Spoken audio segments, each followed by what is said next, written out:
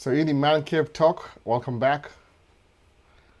Tuko TikTok live na YouTube live. Welcome back. Hii ni Man Cave Talk live episode 122.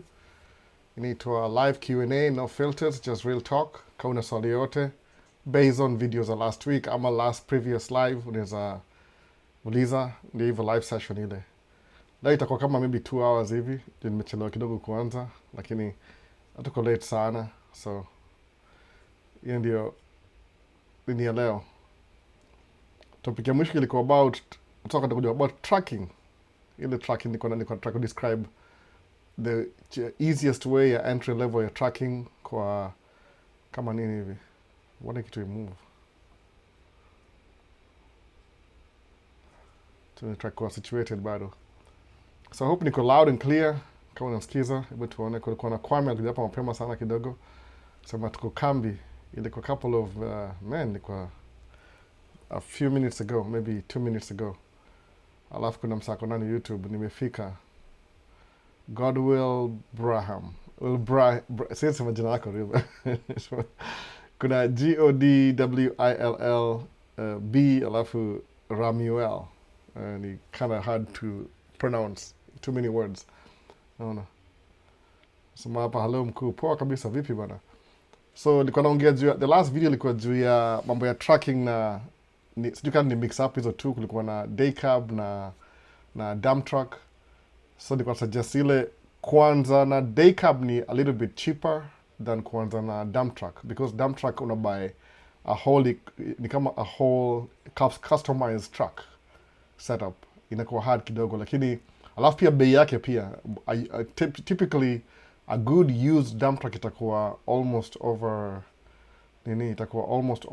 what 100,000 150 something like that, 6 figures. Lakini a good used day cab itakuwa maybe hata 40,000 20,000, just depends, because ziko more in the market. So kuna ile ziko na ile nitongaje ile, the best way kusema express ni there's more of them, so ni easier ku afford your day cab. Lakini dump truck kunua, a previous owner has to be selling it ama a company that runs dump truck, so inakuwa hivyo, that's why inakuwa a little bit expensive. Lakini a good entry level ni side dump. Side dump you don't own the trailer. Kama leo nimevaa shati ya hii ni MBE, this is a company I work for, MBE. Inaitwa MBE Tracking and Material Supply. Established 1984. Nilikuwa na safety meeting jana, wakanipatia t-shirt ya attendance. So nikasema acha nivae leo ndio ni at least niwakilishe nijue. So this is a company nimework nao for the last 15-16 years hivi. Nikipull both side dump na dump truck. They own their own side dump trailers, so kama uko interested unaweza pigia simu, the same name, to look up online, uangalie information yao, wa call, watakwambia everything about what they do, what expectations. Ni pretty easy by the way. Kama tuseme uko na CDL license already and you can buy your own truck. They even have trucks for sale by the way. Ukiongea nao they can sell you one of their trucks which is already set up, full, ready to go. I think zinaanzia kama 45,000, or may check everything. They won't sell you not working, like a bad equipment. Itakuwa at least pretty much inafanya job. So anaweza kwambia kweli kabisa, nimenunua truck zao 2 nikianza. When I first started nianza na truck moja, the truck I was driving from one of my friends, lakini my second truck ni by kwao, third truck kwao. So wako na pretty good history ya equipment wanakuuzia, because wanakusupport. Basically ni kama ile, they're in business, you're in business, so they really want to support you in your business too, ukuwe successful. So it's up to you, the commitment na hard work. Hiyo ndio kwa mzuri hivyo. So is it advisable to leave your job ya Kenya 250k kuja US for tracking? Josephat, I mean, if you want to, that's up to you. Unajua hivyo. 250k ni US dollars ama Kenya shillings? Ala Kenya shillings I think it's a lot of money. Sijui how much 250, acha niangalie. 250, kama 250k, if you're doing well, there's a multiply, maybe you leave off maybe, I don't know, 60,000, you can save 100,000. So 250k ni how much Kenya? Tracking the business is like you're asking me, is it advisable to leave my high paying job for a business? No. Ukiniuza mimi in my own biased view, nasema yes. Lakini I've never been on the other side of maybe niko na ile ati I have a job that pays, nikipata job mimi, a job that pays me 250K US dollars a year, I'm going for the job. I mean, it's a two-way thing. No, no. Kwa sababu in trucking we pretty much make the same amount of money, lakini as an owner determination ni hivi. Kama naweza break down a little bit more before niangalie ma Q&A. Kuna any Q&A hapa hivi? Hebu tuone kama kuna, just in case. Yes, man, I make 250K. The way you explain complex ideas makes me want to learn more. Is unforgettable. Oh, appreciate it. Thanks a lot. I'm glad that it's helping you understand these things better. I want everybody to succeed, by the way. Ile, as an older, since I'm too old, but maybe middle age, old, most of my experiences in nayo, I learn from the things I fail on. No. If I'm trying to do something, then when I fail on the thing, what's the next solution? What's the best solution to this problem ahead of me? Mwona hivyo sasa. Alafu naona, okay, well, una explore all the options. Alafu nasema, okay, this one seems like it's going to work out. Alafu I jump on it. I try it again. If I succeed, I'll come and share with you. Why not? Konini? Because I know it's not everybody at understand your concept here. Sometimes you have to fail in some things to succeed. Lakini just bet on yourself, basically. Just bet on yourself. You can't bet against yourself. I mean, what else do you have to lose? Come anywhere. What else do you have to lose? So anything you're trying to do, you fail on, find, okay, what's the next best solution? Alafu na look into it. So kama ni unforgettable, that's really good. If you're learning from it, it's really good. Lakini in two-way. In business, you can make $250,000 in business. The thing, you don't really need the background check. It's who you are, like basically right now, just a person. Say, oh, I'm going to go get my CDL license, stage 1. Okay, do the test, whatever. The process, no. You have to trust that process. When I get licensed, that's maybe the first milestone. Then you'll buy your first truck, second milestone. Then you'll work hard. Probably when you buy your first truck with a finance, it's going to be a loan from the bank. So it's okay. You're getting a loan from the bank. Then you'll finance your first truck. Then that's the third milestone. You pay it off. The fourth milestone, you start saving towards your next truck or your next venture, whichever it is. Sabu, you have to know. Lazima kuwe na goal. You need to have a goal. You don't just. I mean, even if you stumble into trucking and you get a license and you buy your own truck and you start making that kind of money, you want to be determined. You didn't go for an interview, ask for a job, negotiate with your employer how much money. You're creating your own system. So if you want to create your own system, you have to take the first step. That's what I did, by the way. I didn't have a lot of options kuja hapa hivi. Nikamna green card, that's true. 19 years ago, it's been a while. Maybe a lot of things have changed, but most of them are still the same. Because okay, I'm trying to rent a house. You need 3 times of your income to afford this house.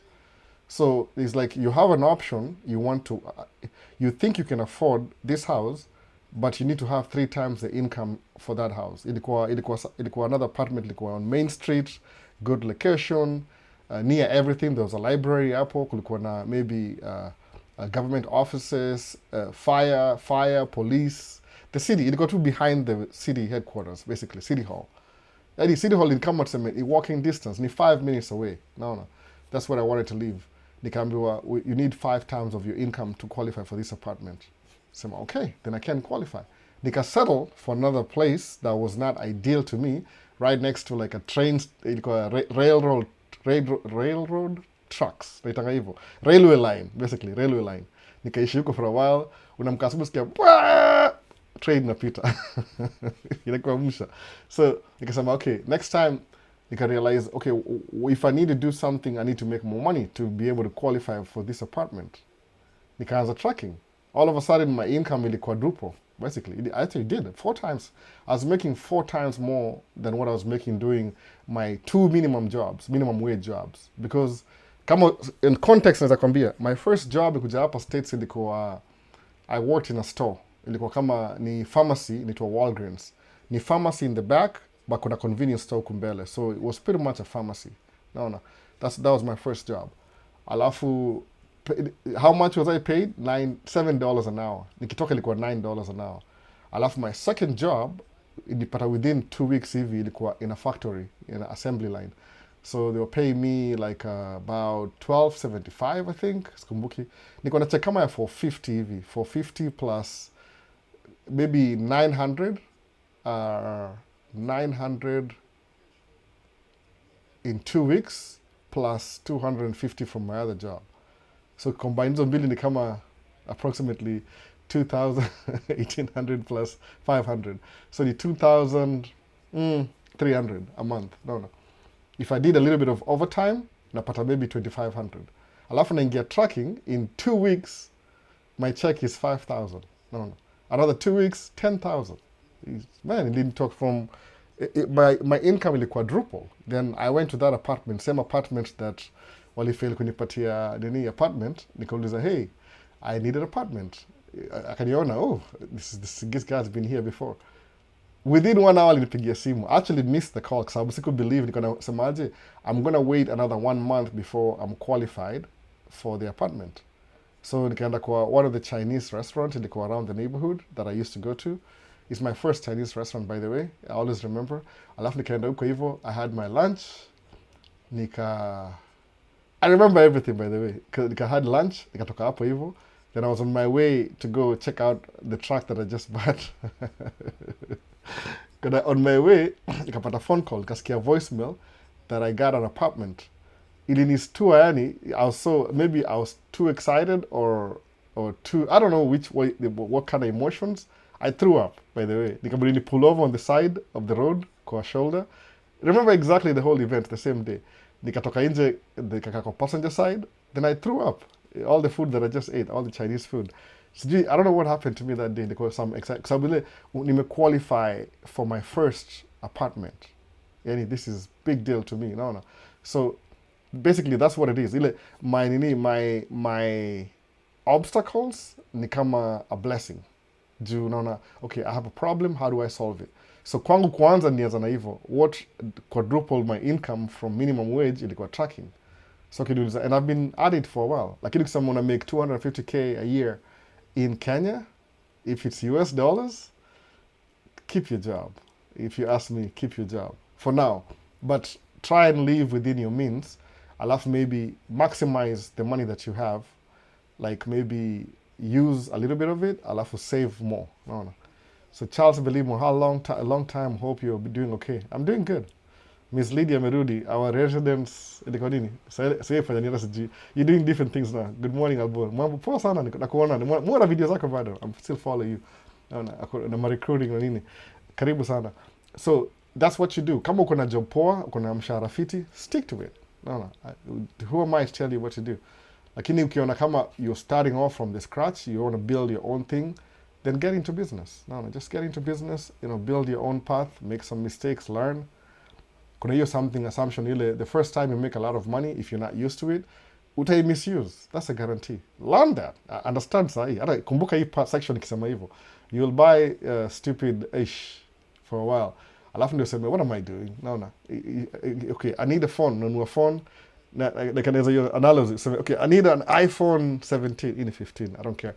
Okay, buy iPhone 15. Okay, I need another iPhone so I can make it to the new iPhone 15.1, 15.2.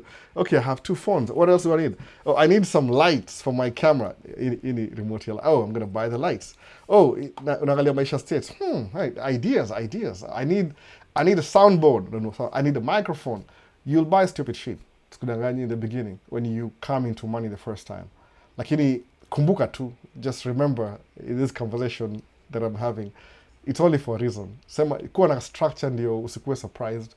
Kama ujua, if I crashed into $1 million today, unfortunately, ile tu ni, I'm saying crash, which is almost impossible. But just imagine, let's just say it's true. Come into $1 million today, I know exactly what I'm going to do with it. Exactly, yani. Your scenario may play in my mind over and over again. Not evil. So I'm preparing for that big moment. Exactly what I'm going to do with it, I know. So you're something you have to pre-planning of your next move. So That's what it is. Kwanza na side dump is cheaper because the trucks are cheaper. 40k, imagine 40k. Ukibuy independently maybe ni 40k, ukiinstall ile system ya kudump another 10k na kwa 50k, alafu maybe utafinance 60k, kitu kaa hiyo. Ukifinance 60k, they might give you 4 years, so chukua 12 times 4 divide by 60. Ita determine how much money you're paying plus interest whatever, alafu wanzi hapo, alafu stay at it. Jobs ufanya hapa hivi construction, it's seasonal, see the whole year, see 12 months. At most ni kama hata there's some 8 months. 8 to 9 months, at most ni 9 months anasema hivyo. Anything after 9 months ni bonus. At least within Minnesota because of the weather. I'll shut down because of the weather. So basically, if you do that and you start off from understand that all the money you make, you need to save up for 3 months with no work and have enough money to get you started after 3 months. No, kitu kaa hiyo. Alafu you build your way. If you're a couple, if you're married, to advantage. One of you can go apate job for the sake, kuna watu they go for employment because they need insurance, some other benefits za employment, alafu on the side mekuwa na business. That team ya one of the partners akuwa in business na one akuwa in nini, preferably the man can do the truck, the woman can do the employee thing. I'm a vice versa, it doesn't matter, but I'm just being equal opportunity. No. So, you work your way out. Itakuwa easier to achieve your goals when you're doing it together, by the way. No. Two forces are stronger than one. Inakuwa hivyo. Whatever goals you have, you get there twice as fast when there's two of you. Mkuwa 4, inakuwa 4 times as fast. Lakini sometimes kuwa na ally na watu who you're not connected to, experience, it takes some time. So, hapa hivi, okay, what's your recommendation on starting a trucking business with the current economy? Keep 926. It doesn't really matter. If you're starting, you're starting. You're not looking at today and what the... Kama musema hivi. Suppose, okay, this is Maisha States, into Maisha States video nini channel. Okay, I'm not the one who came up with the name per se. It's the subscribers. People suggested, hey, it should be Maisha States. Okay, so Maisha States. So Maisha ni life in the States. Pretty much my perspective. Alafu as much as I can share with my limitations. I have some limitations. So mostly kwa hii channel, I don't talk about current affairs. Mortgage your long-term goals. So if you're trying to start a business, the long haul itakusaidia. Sometimes even when the economy is bad, it's better because you'll get a good deal ukianza. As long as you have your plan, na kuna backup na kila kitu. Means to give up on business because the economy is hard. I'll just go through it. No, kawaida tu. You'll just go through it and you'll emerge victorious on the other side. So once you start, you start. Sisema ati kuna any, naongea juu long-term goals. Juu, si ati when you're in business, tracking, it depends what kind of tracking though. Because I've moved from construction, most of the time, every year, there's a project going on. There's things they have to repair. There's roads, there's bridges, there's maybe repaving, new development, demolitions. All these things happen every year in construction. Kuna new projects kama nini, I think Facebook Meta, the company, is expanding their data centers all over the nation. I think because of AI, they need more capacity for that. So they've been building in different communities all over, statewide, countrywide. So it makes sense kwa hivyo. Constructions will always be there. So over the road, kuna specific kama reefer, if you're delivering food. That will never stop. Imagine, you'll never stop delivering food. Why? Because food people eat whether the economy is good or bad. So it's a long-term goal. You can deliver fuel. People need fuel on a daily basis. It doesn't matter what the economy, gas is diesel is $5. It doesn't matter. It's $2, $5. People still need gas, the energy. Same thing if you're investing in stocks. One of the best stocks to invest in is energy. Energy will always, people always need energy. So you never lose. Itakuwa ile trajectory just going up and up. So kuna strategy useme ati, usiangalie vitu za short term ati the economy now. You know why we have problems sahi right now. Na mi focus kwa sababu ni Maisha States in general. Kuna ile ni kama secret agreement na hii channel. I don't dwell on current affairs. I'm not reporting on news. Mi ile inasemangaje, if you think about the politics of the present politics, tomorrow they'll be relevant to you, completely relevant. No. You can do whatever you want. Tunasema Ruto sijui ni term 1, 2 term, 1 term, whatever. It doesn't matter. Ukisema if he's president now, election ikuje, somebody is new in president, if you keep complaining about this guy, you're going to complain about the next guy anyway. No, you change. It's just politics. Lakini, what about your personal development? Ukisema, okay, I'm going to start a business today. Mi, kusema kweli kabisa, the only things that, since nianze business, nimekuwa na upwards trajectory ever since. Few down the trends. Kama sahi ni economy. It's something I can't really help it. I'm not in the office. I'm not running for office. I'm a businessman.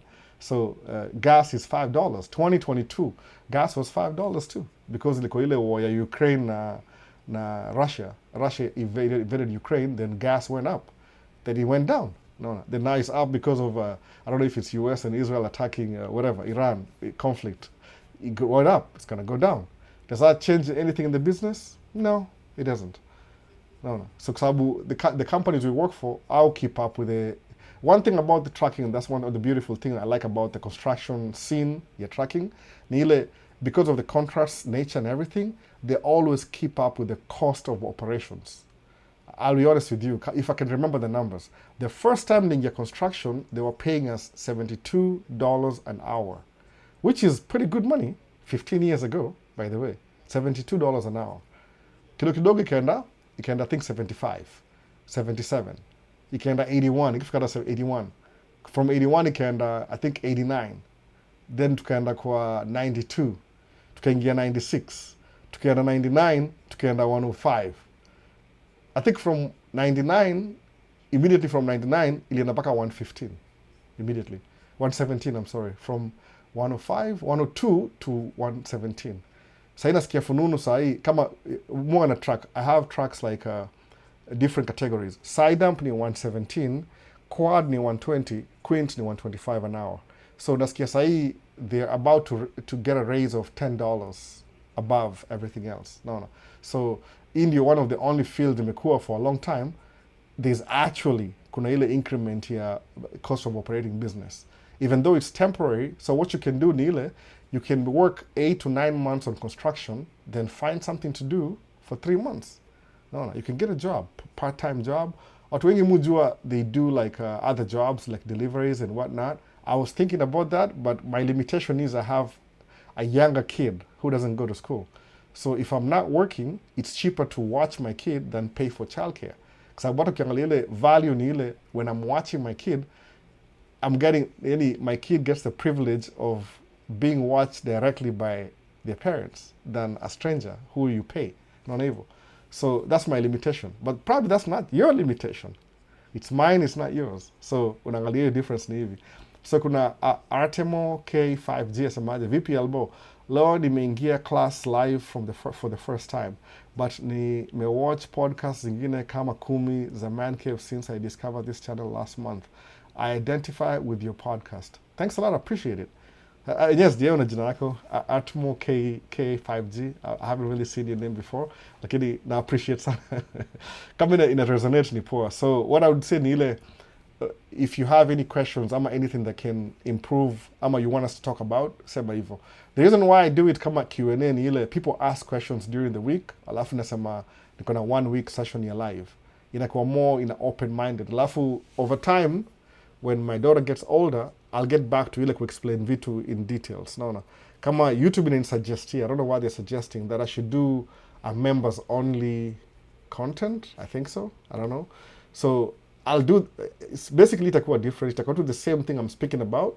Lakini because wanasema, I don't know why they're asking me to do a membership. Nasema maybe analytics. They keep telling me I should do a membership only channel. Session. So what I'll do ni ile ndari package to the whole thing into a membership, ile step by step, alafu to improve as we go. Of course ndashare na kila mtu, but if somebody wants to be part of the membership, itakuwa ile reserved for members only, ile specific, systematic. Juni mwonge na mse jana, by the way, I talk to a lot of people. Hata ningemuuliza permission, sitaki kumtaja juu ni mtu very famous ako hapa hivi. Ukiangalia live za last year ama the previous year, he was very active kwa live. Ako hapa US, amekuwa hapa for a month. Amepata license, I think 2 days ago, alipata driver's license. Alisema, his own words, tuliongea naye jana. We didn't talk for long, lakini tuliongea kidogo, catch up. I have his number, we'll keep in touch more. Alisema, one of the things imemsaidia sana kwa hii live ni ile everything I do na Maisha states because it's so authentic according to you. I'm not really, I'm just quoting ile when I'm doing my driving videos, when I'm talking about life. Vile amekuja hapa hivi a month ago na the knowledge, prior knowledge alikuwa naye because of Maisha states, it's made his life so easy, by the way, so easy. I'm in a driving test, I'm a past driving test. I mean, it was how long do you have to take before you do tracking? Like I'm sure as soon as possible. Don't even wait for it. No. Yeah, wife yake alikam kama nurse in the beginning. Alikam kama nurse. I think maybe a year ago. Alafu the family was able to join her a month ago. 3 kids and a husband. So now it's a whole unit together. Alafu amepata driver's license. So he's on his way. And I'm really happy I mean, it's just so good ku understand ati akienda driving. I didn't even know that because amusemaje try to replicate my life. Like, I tried make videos based on the name of the channel, Maisha States. So when I'm driving, camera yangu ezimiki, I'm not cutting clips, I'm not reporting news. Muweka tu streaming. I'm driving from this point to this point. So amesema alikuwa na watch nikidrive, subconsciously mind yake ilikuwa inapikiza hint. So vile ameenda driving school, based on my videos, imemhelp navigate through life as a new immigrant faster because of Maisha States. I was so excited. I'm like, wow, it's good to know that. Because it's just really, it's making his life easier. Which is the point of the channel. Sababu mimi kuja hapa hivi nasemaje, most of the things I do, I'm not gatekeeping information, by the way. I'm just giving you the real deal. Leo nimevaa shati ya MBE. This is a company I work for, by the way. Ni brokerage, so work nao kama subcontractor. Inaitwa Material Tracking and Material Supply, MBE. If you look them up, you'll see them. This is a company I work for. One of the companies I work for, but more prioritize out because to have a long history. Nimebuy track mbili kwao. They've treated me maybe it's 70% well, 30% not so well. Not their fault. It's just some individuals here and there. But I mean, unaangalia the big picture.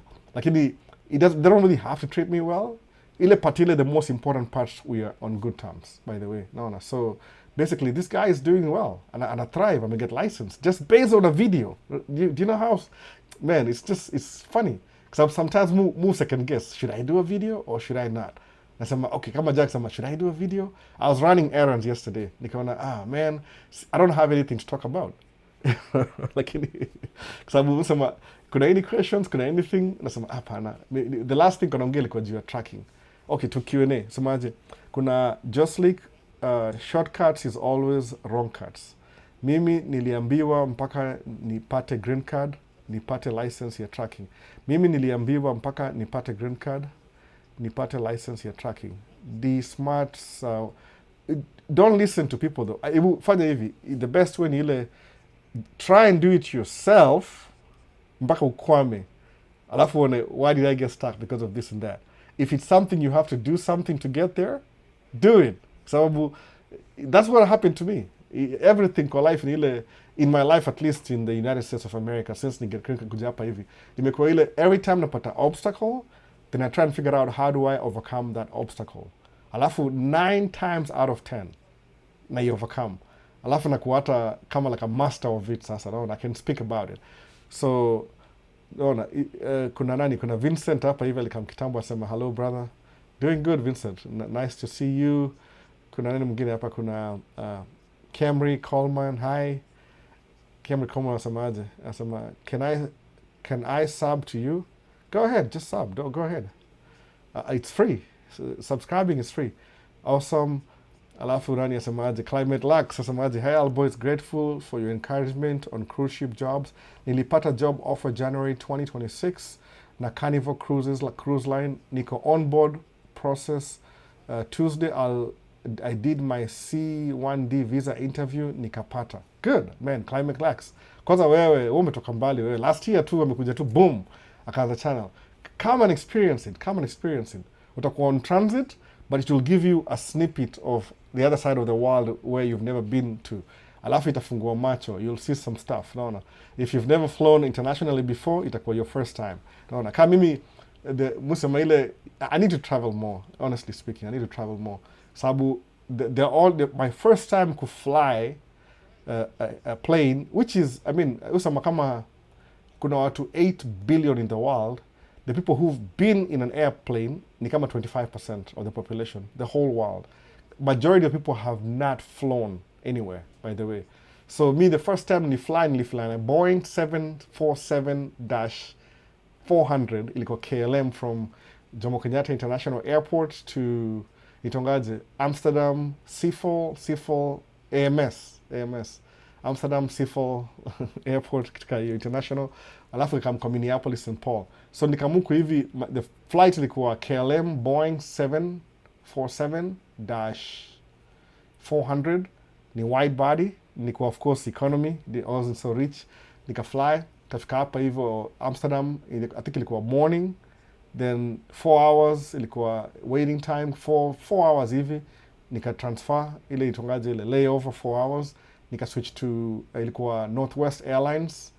Now that I know well about Northwest Airlines and the route, nikafikiria ndege ilikuwa Boeing 77, I don't think ilikuwa Airbus A330-300 or something like that. Ilikuwa hiyo route wamenunua siku hiyo, I think so, kwa sababu a year after nishakuja hapa hiyo Northwest iliuzwa to Delta, so Delta owns the company now full time. They still kept the planes. So kuangalia history yake ni ile nilipanda Boeing 747 ilikuwa wide body aircraft mpaka hapa, alafu nikaingia Airbus A330 mpaka Minneapolis MSP. So the two wide bodies international flight. After that, I've never really traveled international again. Nimekoma hapa for 19 years. Alafu 19 years by the way. So then the flip side ni ile nishapanda hizi ma local, hizi kwenda tu kama tuseme Florida, Seattle, wapi, na hizi ma narrow body airplanes. Hiyo ndio experience yangu.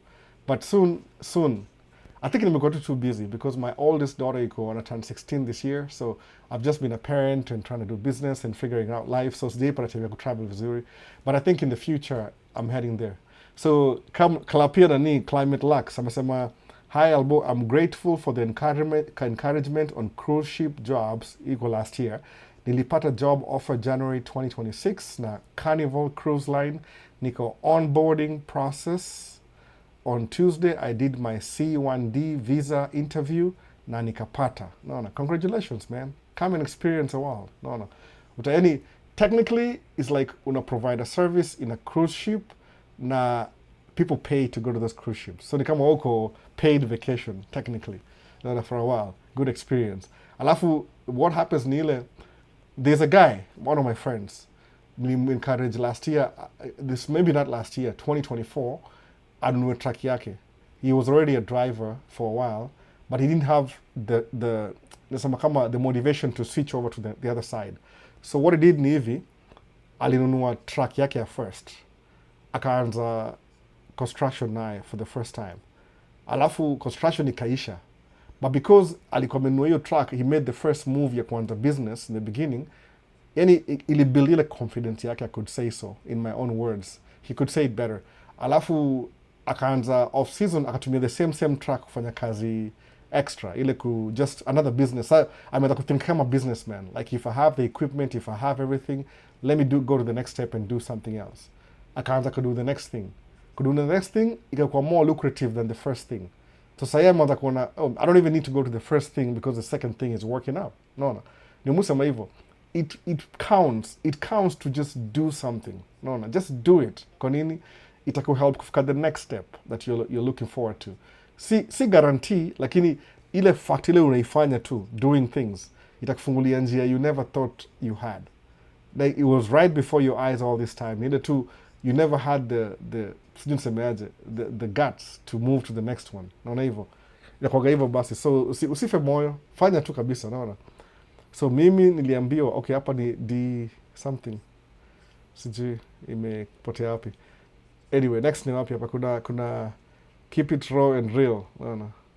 Maish Ken 2414 anasema hivyo.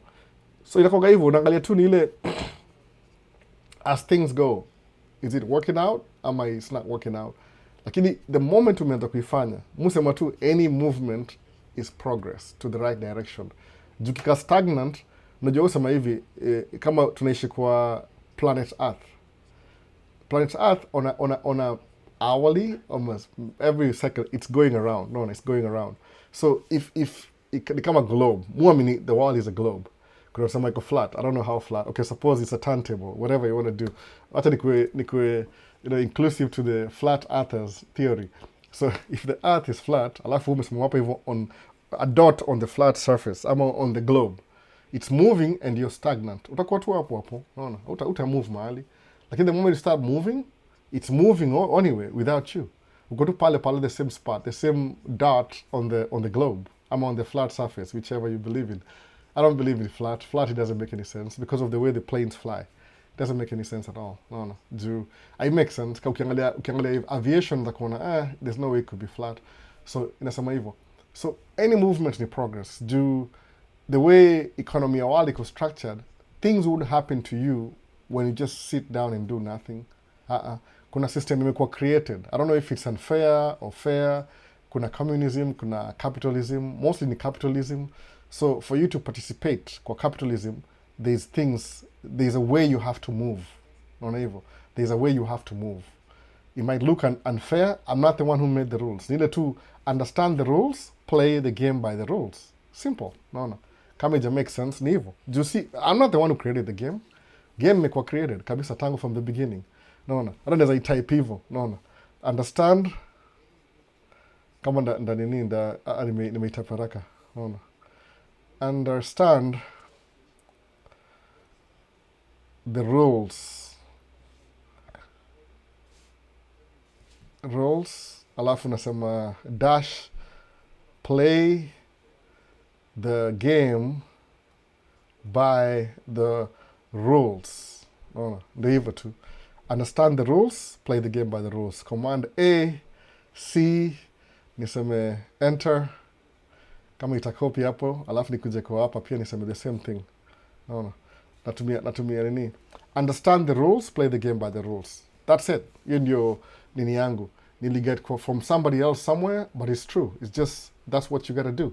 Naona. Understand the rules, play the game by the rules. Mbona ija update? What happened?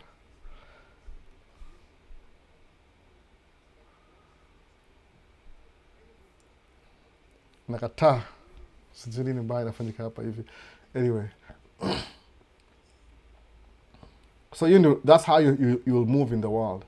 So ukiangalia next ni kuna balance of opinion yako if needed, opinion yako if need be, kuingia kwa crime in order to make it. I'm not saying crime. I would never say that. No. You're putting words in my mouth. Kama some of Naija people, don't do that. Don't do the crime thing. I never say that. No. Me I have a business, I have a license, I have insurance. No, I drive by the speed limit. Keep all the laws. Just say anything about crime. Don't misquote me. Don't put words like that in my mouth. No. I stick to the right way of doing things. Know the game of the rules, play the game by the rules. Manisha, if there's a law about the country, you keep the law. That's it. I don't say don't keep the law. That's not me. Now you're putting words in my mouth. I didn't say that. No. So more believe when somebody understand the rules of the game, play the game by the rules. Simple. Naona hivyo. Ukisema mimi nimesema, I didn't say that. Chani kama TikTok inaendelea juu naona comments as nini. I don't know what I did. Sometimes inasema kama hapo ina refresh na huko refresh naona. Nimesema hivyo, understand the rules, play the game by the rules. Nimesema hivyo. I think so.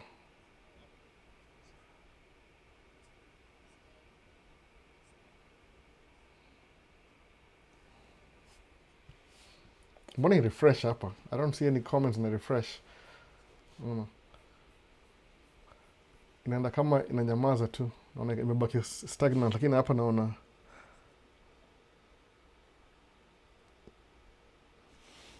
ndio hiyo basi imeendelea hivyo. I think ni copy in the beginning. So nimesema hivyo, ile kama kuna ndio nafika ni ule content creator wa kumanifest hiyo camera, but niliona hiyo video ya track ukisema utasoma construction na isomea saa hii kampo, tutafanya hiyo job pamoja in future. That's good, man. That's good. So I knew it. I was talking to this guy yoga na kampuni yake. Nikamuuliza, what do people do ile okay, I work with a lot of jobs. Ile kuna job ya hii, kuna job ya hapa. So nika understand kuna watu ile, the whole process inaanza hivi. Government needs a road repaired, alafu wana list road for repair. Then when they do that, over time unapata somebody picks up the contract. Alafu wana negotiate, wanakuwa na estimators, alafu it moves on from that stage and blah blah blah. So it was so what kind of degree do you need to have to do such things? Akaniambia, well, it's construction management. So really, yeah. So what do they teach in that? Akaniambia, well, it'll teach about estimating projects. Sasa to be on the safe side, if you're advising somebody to join construction, kama uko US for example, and some example hapa US because that's what the topic was based on. Ni mtu wako hapa already. Ananiambia, you can go to community college, which is kama Kenya Polytechnic kama community college. It's a county college, in a county, basically, county. Kuna state, county, federal. So, kitu kama community college ni within the county college. So, it's a little bit cheaper. Sababu iko funded na taxes from the county. So hiyo ni community college. Alafu unafanya construction management. I think kama 2-year program hivi. Ukikuja na kufanya construction management na community college inaitwa M-Visa. Ile M-Visa, CF1 ni M1 or something like that. Visa ile community college. 2 years. After 2 years, you find a company, go work as an intern for free. Ile kupata ile real world experience for another 2 years. So while you're interning, take some classes kwa maybe university, alafu ufanye construction management as a degree. Transfer credits za community college, ndio ukuwe na less credits, usirepeat twice. Then, kwenda mbele sasa utapataje? You already did that, alafu utakuwa na degree. Na uko na 2 years internship. Then look for a job. Wasema hizo jobs are construction management, if you know the whole thing, inalipa between $150,000 to $250,000 at a highest level. Either kama kuna experience, no kuna education, and you know what you're doing. Pretty much somebody can hire you today, and you'll just do the thing. No. It pays really good, between $150,000 to $250,000. So the same thing as I'm making a tracking deal, lakini tracking ni ile in the beginning.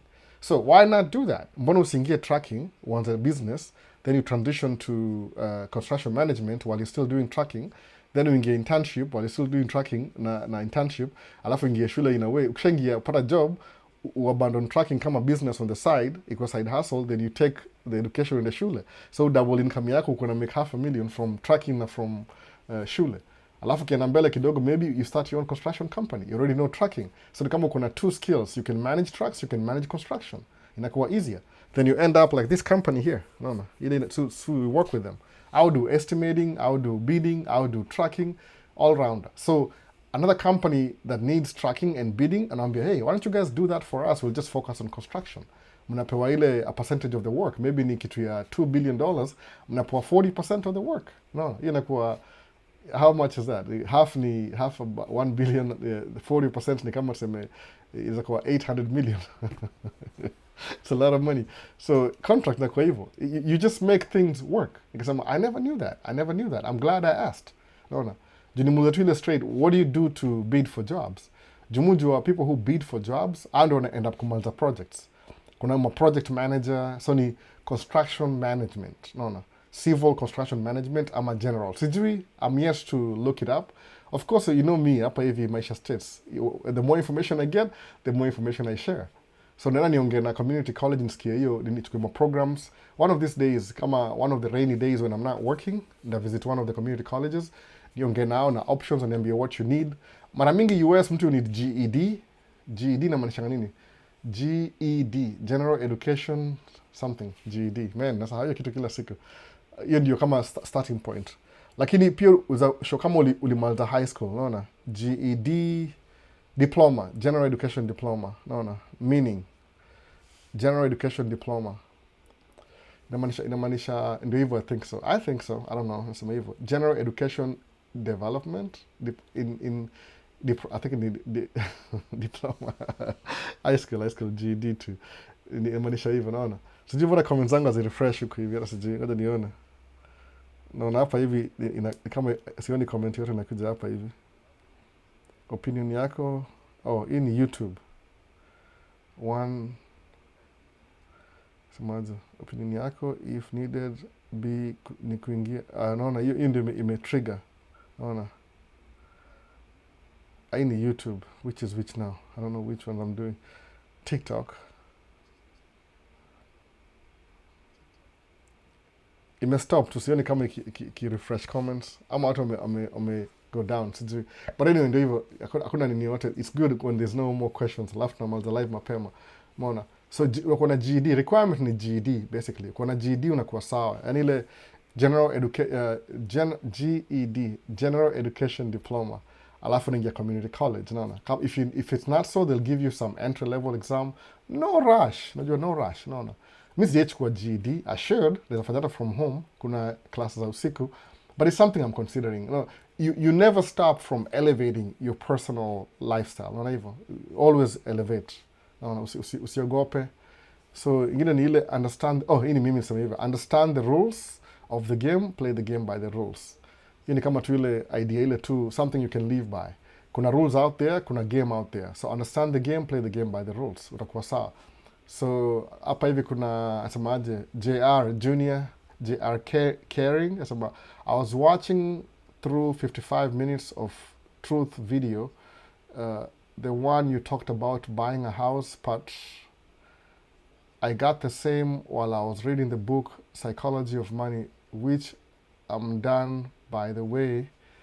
Amendelea, by the way, okay, I'm done. By the way, asemaje, by the way, amendelea.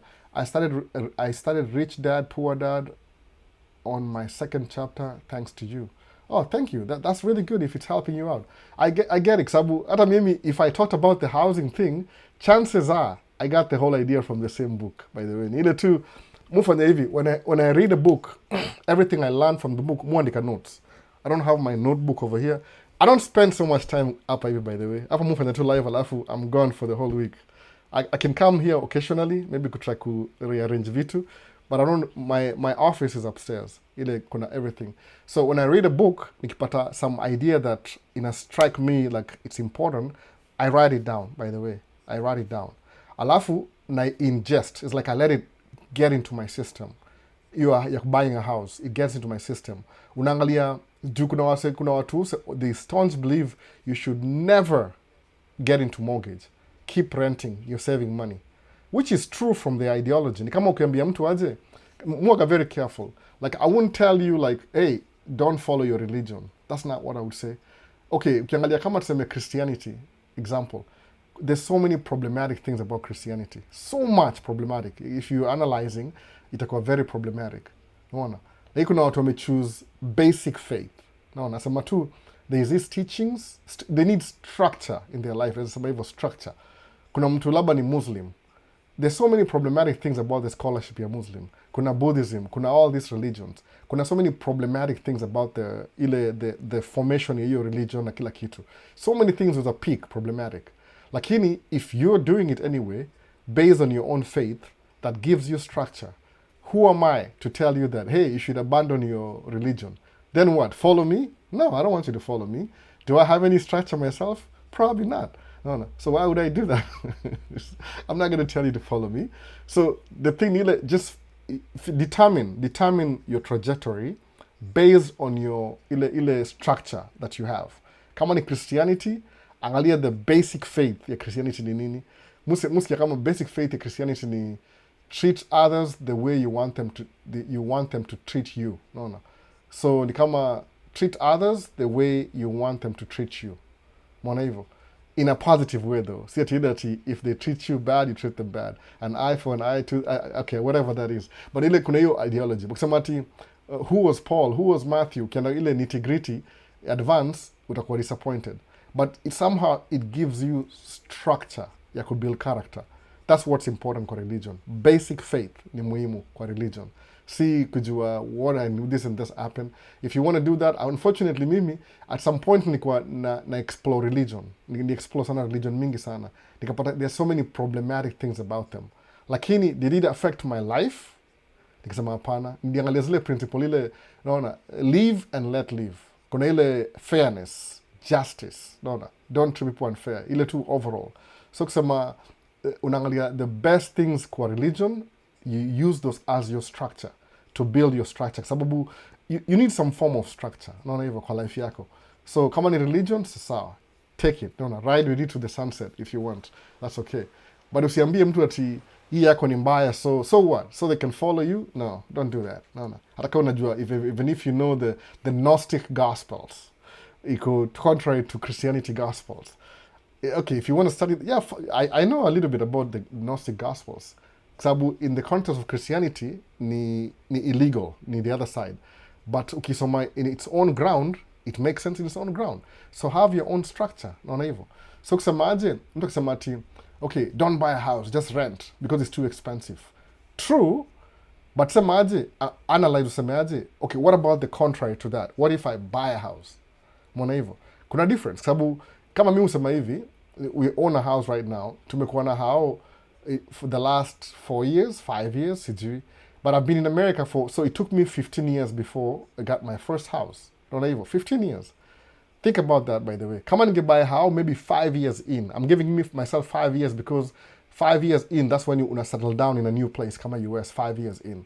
Kama ningebuy a house 5 years ago, alafu ni 30-year mortgage, by now ningekuwa nimekaa hapa 19 years. 15 years niko into the mortgage. So I'm almost halfway paying it off.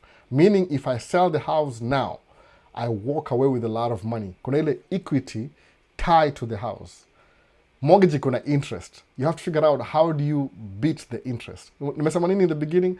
One of the things in Milan kwa life hapa states ni ile, you see the obstacles in your life and you learn how to overcome your obstacles.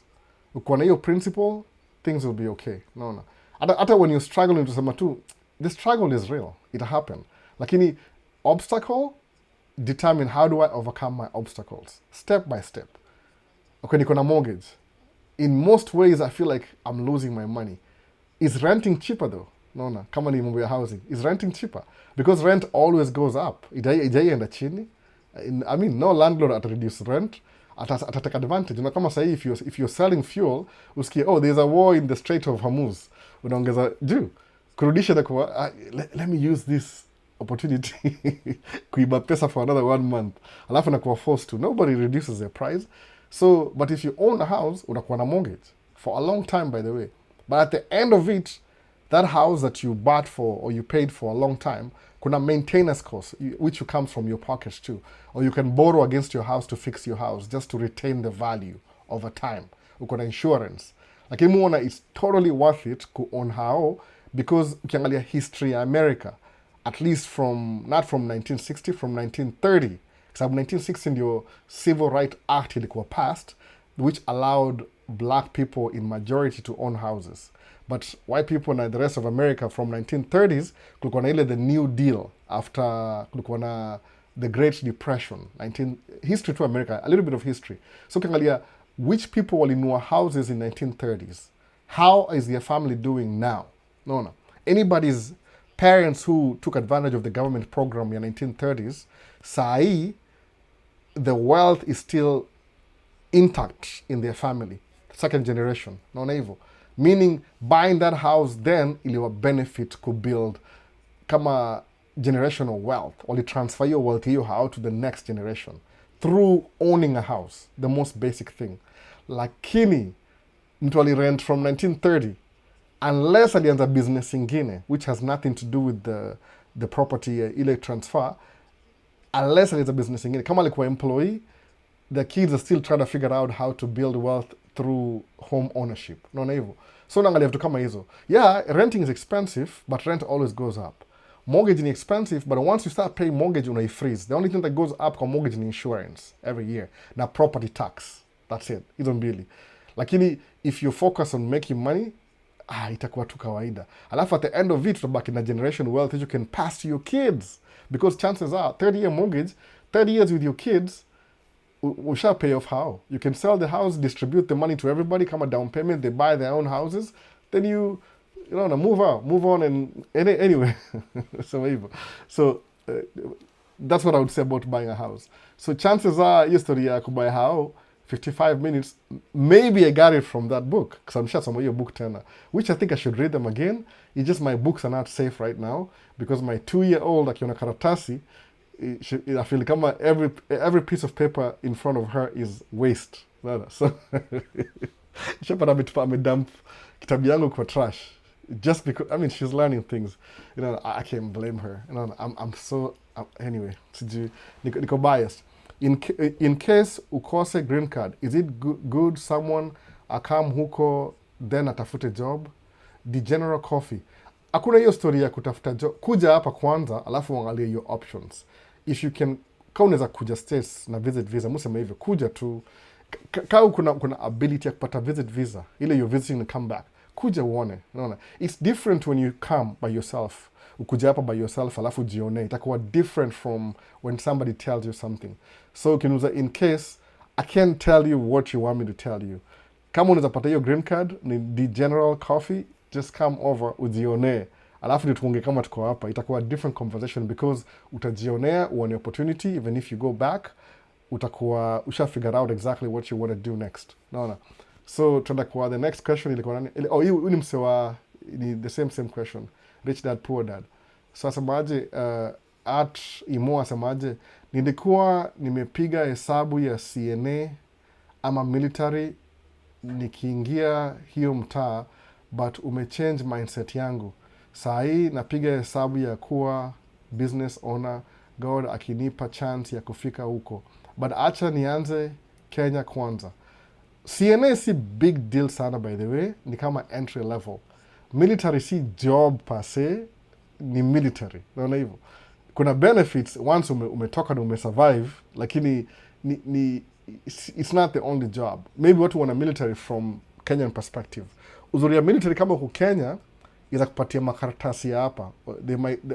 Ukiingia military, somewhat ina expedite, ina speed up. Expedite ni speed up process ya kuwa raia. Kwa sababu it's to their benefit, kama wewe ni military wa hapa hivi, wewe ni raia pia. Ndio usiende kufight against au, so ina expedite. So one of the benefit ya kuingia military, kama uko Kenya for example, ukuje pata hiyo opportunity ya kuja States na kuingia military, ina expedite hiyo process ya kuwa raia ama kuwa legal. They'll give you some form of paperwork because you're already, I think that's the highest level ya ku represent country, because you're willing to fight for the country. Lakini sidhani kama kuna any war in America ishaikuwa threatened na any country per se. Mara mingi America ndio chokoza countries zingine. So ndaza musema in terms of military, I mean ikikuwa kama somebody is attacking my homeland, hata mimi nda sign up nienda kufight kwa sababu you're defending your home ground. Lakini ikikuwa ni kama somebody is hiring you to go chokoza somebody's home ground, inakuwa very suspicious. No. Aina ile weight, yeah, it's not worth it. But somebody can use that and just expedite process ya kupata makaratasi. I get it. Hiyo ndakwambia hata mimi, I do whatever you gotta do. Lakini once umaliza hiyo nini yako 4 years ama 5 years, chomoka, anza vitu zingine. Ama build while you're in the military, wana allow vitu fulani, ingia shule online, build what you want to do. No, kwa sababu siwezi kuambia mindset tu ni ile business ni poa from the beginning, ile business mujua ni tracking, but believe me, that's not the end of the road for me. I'm thinking about other future things. Preferably, kwa sababu najua I won't have the same energy I have right now. I'm going to be older and weak as I get older. So if I can make money, another easier way of making money than driving truck the whole day. Okay, see, hata saisi hard sana. Ile tu 10 years from now, if I'm still driving truck, and struggle. That's true. I'll be older, I'll be weaker, I'll be fragile. So many things will happen. No. Age catches up with everybody. So if I can just transfer his story, asemaje, we've detected inactivity. Nini? Oh, taniangalie. TikTok inasema inataka deactivate. Oh, najua hii kawaida. At least nime catch before ichomoke. Sometimes hiyo zimika tu alafu inanikatia.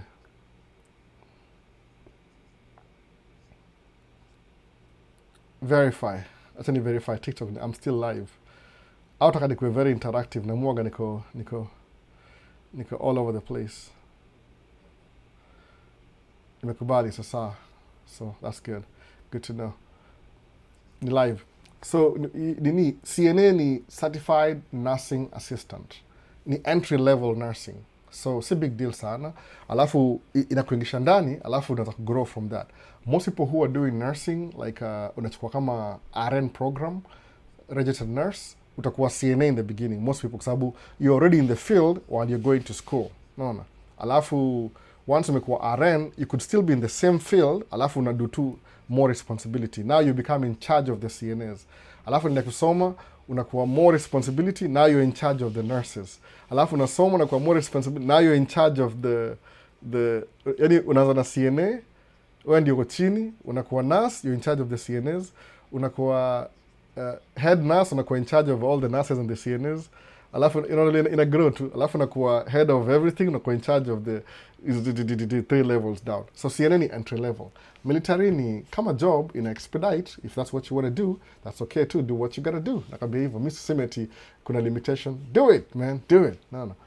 So ndio hivyo.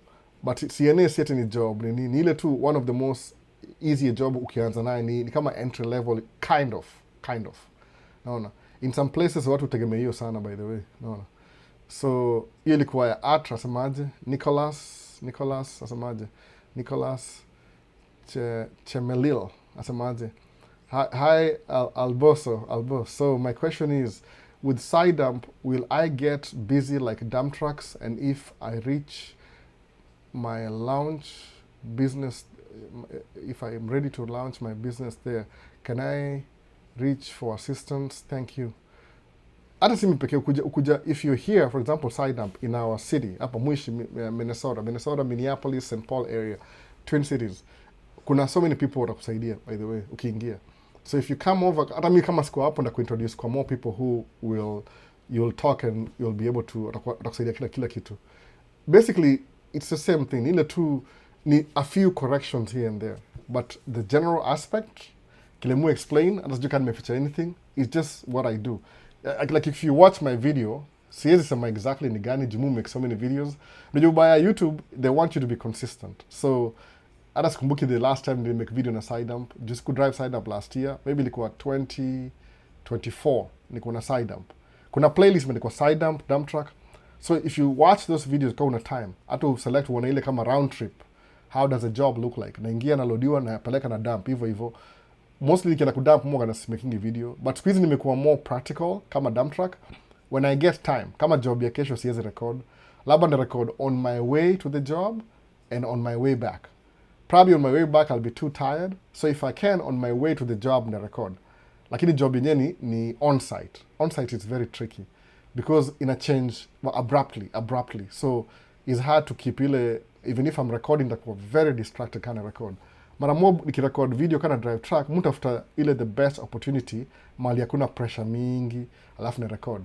Because ile unatu, tuna do the same thing, we're doing the same thing coming back, the same thing, alafu naona kama kuna 45 minutes to 1 hour, naona yes, I can sneak in a video, alafu na sneak in video. Mostly mu do the first ama second load hivi. Lakini overall, kwa job kama ya kesho, itakuwa very hard to record, naona. Juu ina change every trip ina change, so it's kind of hard to keep up na hiyo nini. Kama niko comfortable ndaona, but ukiwatch tu video moja ya, sababu kama alisema sakti jina yake, alisema he watches my video when I'm driving somewhere, alafu naona vile na turn na indicate na do vitu, so just ile visual ilistokwa ile memory yake ya mind. When he came over, when he was doing his test, alipass test based on watching my videos. Ilimpatia ile awareness. Kwa sababu kama aliona kama mind inamkumbusha, it's like you've been there before through the video. Unaona hivyo? Video iko very powerful, by the way. Iko very powerful. Amini usiamini. When you see things happen in real time, inakuwa easier kuzi-comprehend na kuzi-understand. Unaona hivyo? Kama siki ongea mambo ya business, inaka maybe kitu hata it's not on your alley. Hata it's like ni mpita njia.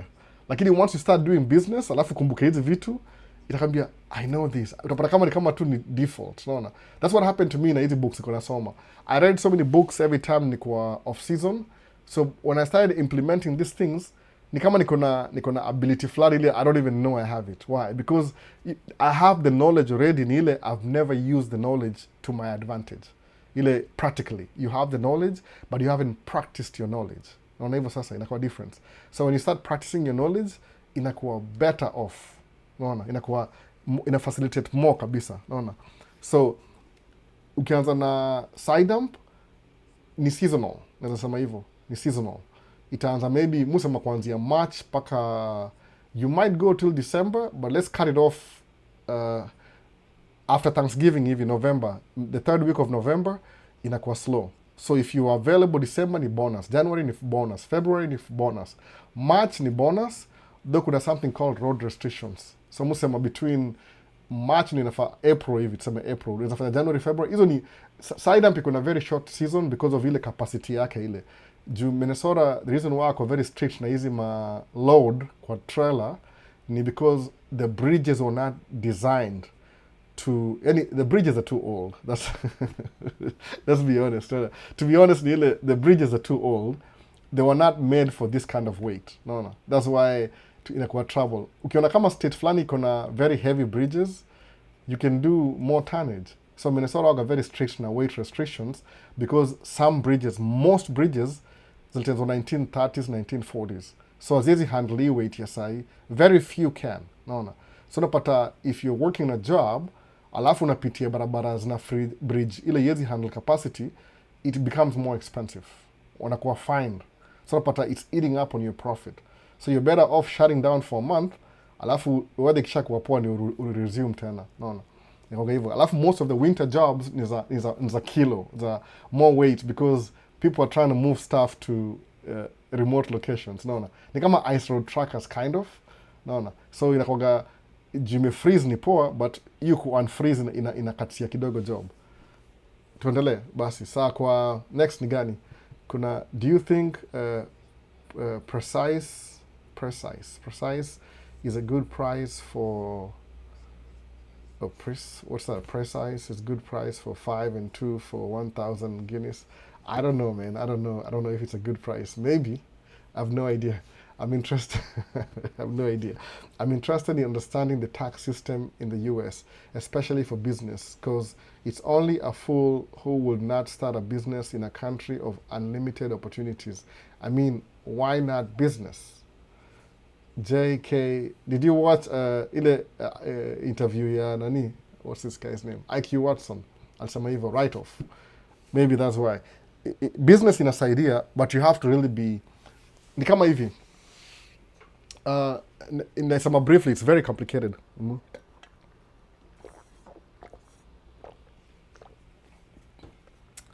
Taxation ni hivi, kwa when you're an employee, una withhold vitu kadhaa. I think ni 10% ni federal tax, approximately 10% of your income ni federal tax.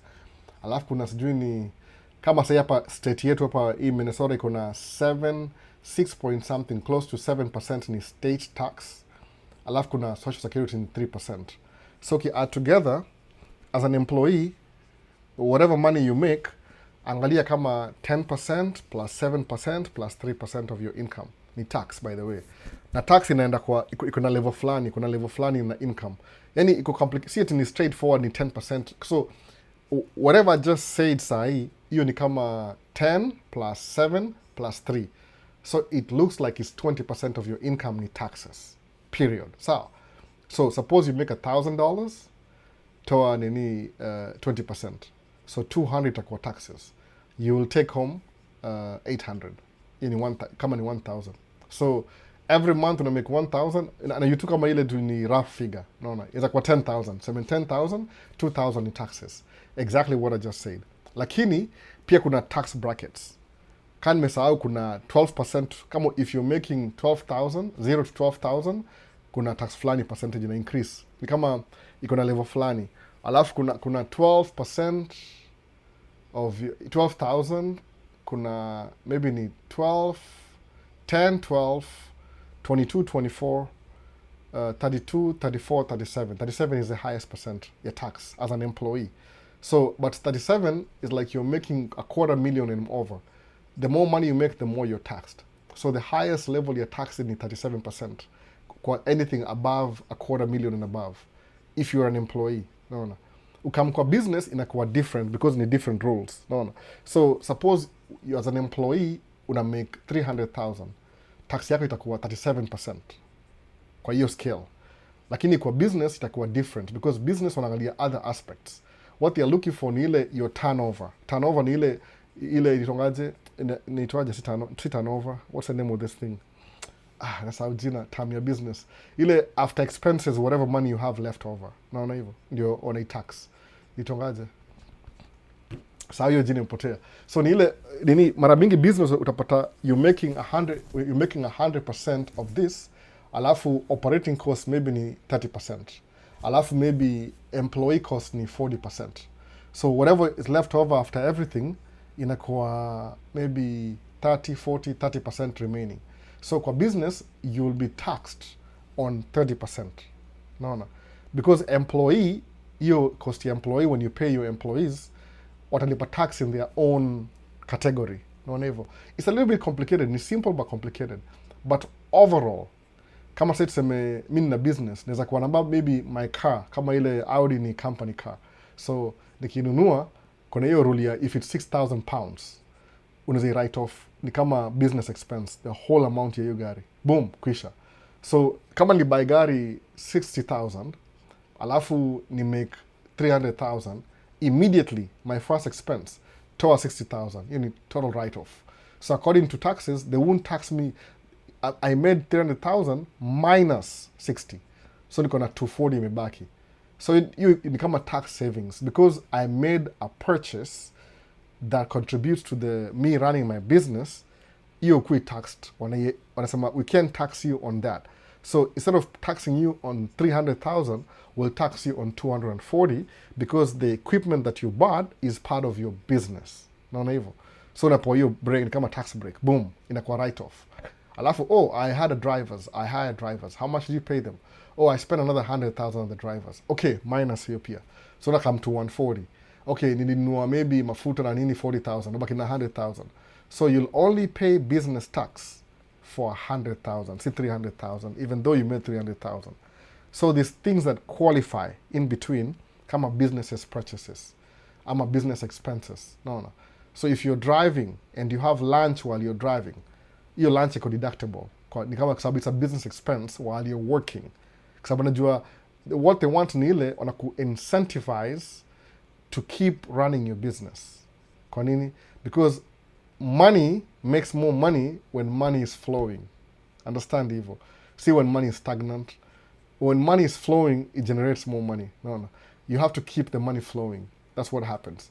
So wanajua, if we give you a break on the vehicle, Kani, Saimsha understand pretty much. I think I understand. I was trying to hold it a secret for a long time. Ukiona Andrew Kibe akifanya podcast yake akiendesha S550, haikuwa gari yake, ilikuwa gari ya IQ Watson, gari ya biashara.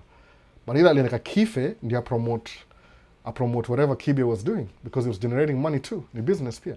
Mbona hivyo? Now you get it. Mimi niko najua lakini sema watu ninyamaze nayo. So sikwe I'm the one on whatever happens in Vegas stays in Vegas. Kitika hiyo sasa. Ile now you know why Kibe was driving S550. Haikuwa yake, ilikuwa IQ Watson's company. Is it clear now? You know that. Ukiona na drive Mercedes, hiyo ni a job. No. So hizo gari zina qualify for a tax write-off kwa ile income ana make. So if you keep repeating that over and over again every year, business next 10, every vehicle you buy within the business, unaweza write off. Kuna depreciation. No. So that's why ukiangaliaje, in terms of the way the tax system is designed, as an employee na as a business owner, uko more profitable as a business owner than employee. Juu employee hauna say, you make money in 37%. Who cares? Vup, wana withhold. Tuma kwa serikali. Rules. Hauna choice hapo. As a business, you have some wiggle room. Wiggle room ni nini? Yani ndio hii box hapa you can... Kamera yangu hiyo move na mimi, I think so. You guys think I'm moving around, naona. Nikienda hivi, nikirudi hivi, kamera na move, kama there's somebody in the house na mimi, sindio? I heard that, hii kamera na kuangalia kitu. So, ukidu business, you have some wiggle room to make some changes in your tax system. Lakini as an employee, zero chances, naona. It's either you do it or you go home. Hakuna difference mob sana. So ukiangalia, ukilizana mimi in terms of kudu business, kwangu sahi, unless you're ignorant ama ujui, it's more, ukona more advantage kudu business, urun even your personal expenses, some of them zile zina qualify as a business expense through your business, utasave more tax liability. Alafu, just be smart enough. Ile akili ya nani, ya Dave Ramsey alisema, imagine you know you made $250,000, somebody as an employee made $250,000, taxes kama kuna LLC ni 15%. So utapata if you made a quarter million, na hiyo limeka quarter million hapa hivi, utapata yamelipa 37% ya a quarter million, wewe umelipa 15% ya 100,000. Unaona hiyo difference? So meaning you're saving your money through, you're not paying more taxes just because you're building your business. Alafu business wanajua, if you keep doing this over and over again, mbona what happened? Nimemove desk mbele, imerudi juu kidogo. Anyway, naachana naye. So samaje, in the long run wanajua when you get tax breaks alafu unanunua equipment for your business, you will make more money. So business inabaki the same too. Income, expenses, you make your income, gross income, unatoa expenses, whatever is left over, ile overhead left over ndio unakuwa tax nayo. Unaona? Anything na qualify kwa if you buy meals while you're working, you need tax break. So inakuwa more advantageous when you're running a business kukuwa na hiyo tax break than employee, they just withhold your funds before you touch them. Hiyo ndio difference vitu mbili sasa. So decide which one works for you better. Ni hii ama ni hii. So musema kukuwa na another set of ideas ni ile, kama me, if I know that if I made a quarter million, ningelipa tax ya 37%. But nime end up on this other side kulipa tax ya 15% of 100,000, which is 15,000. Kuliko 37% ya 250. Unaona hiyo difference sasa?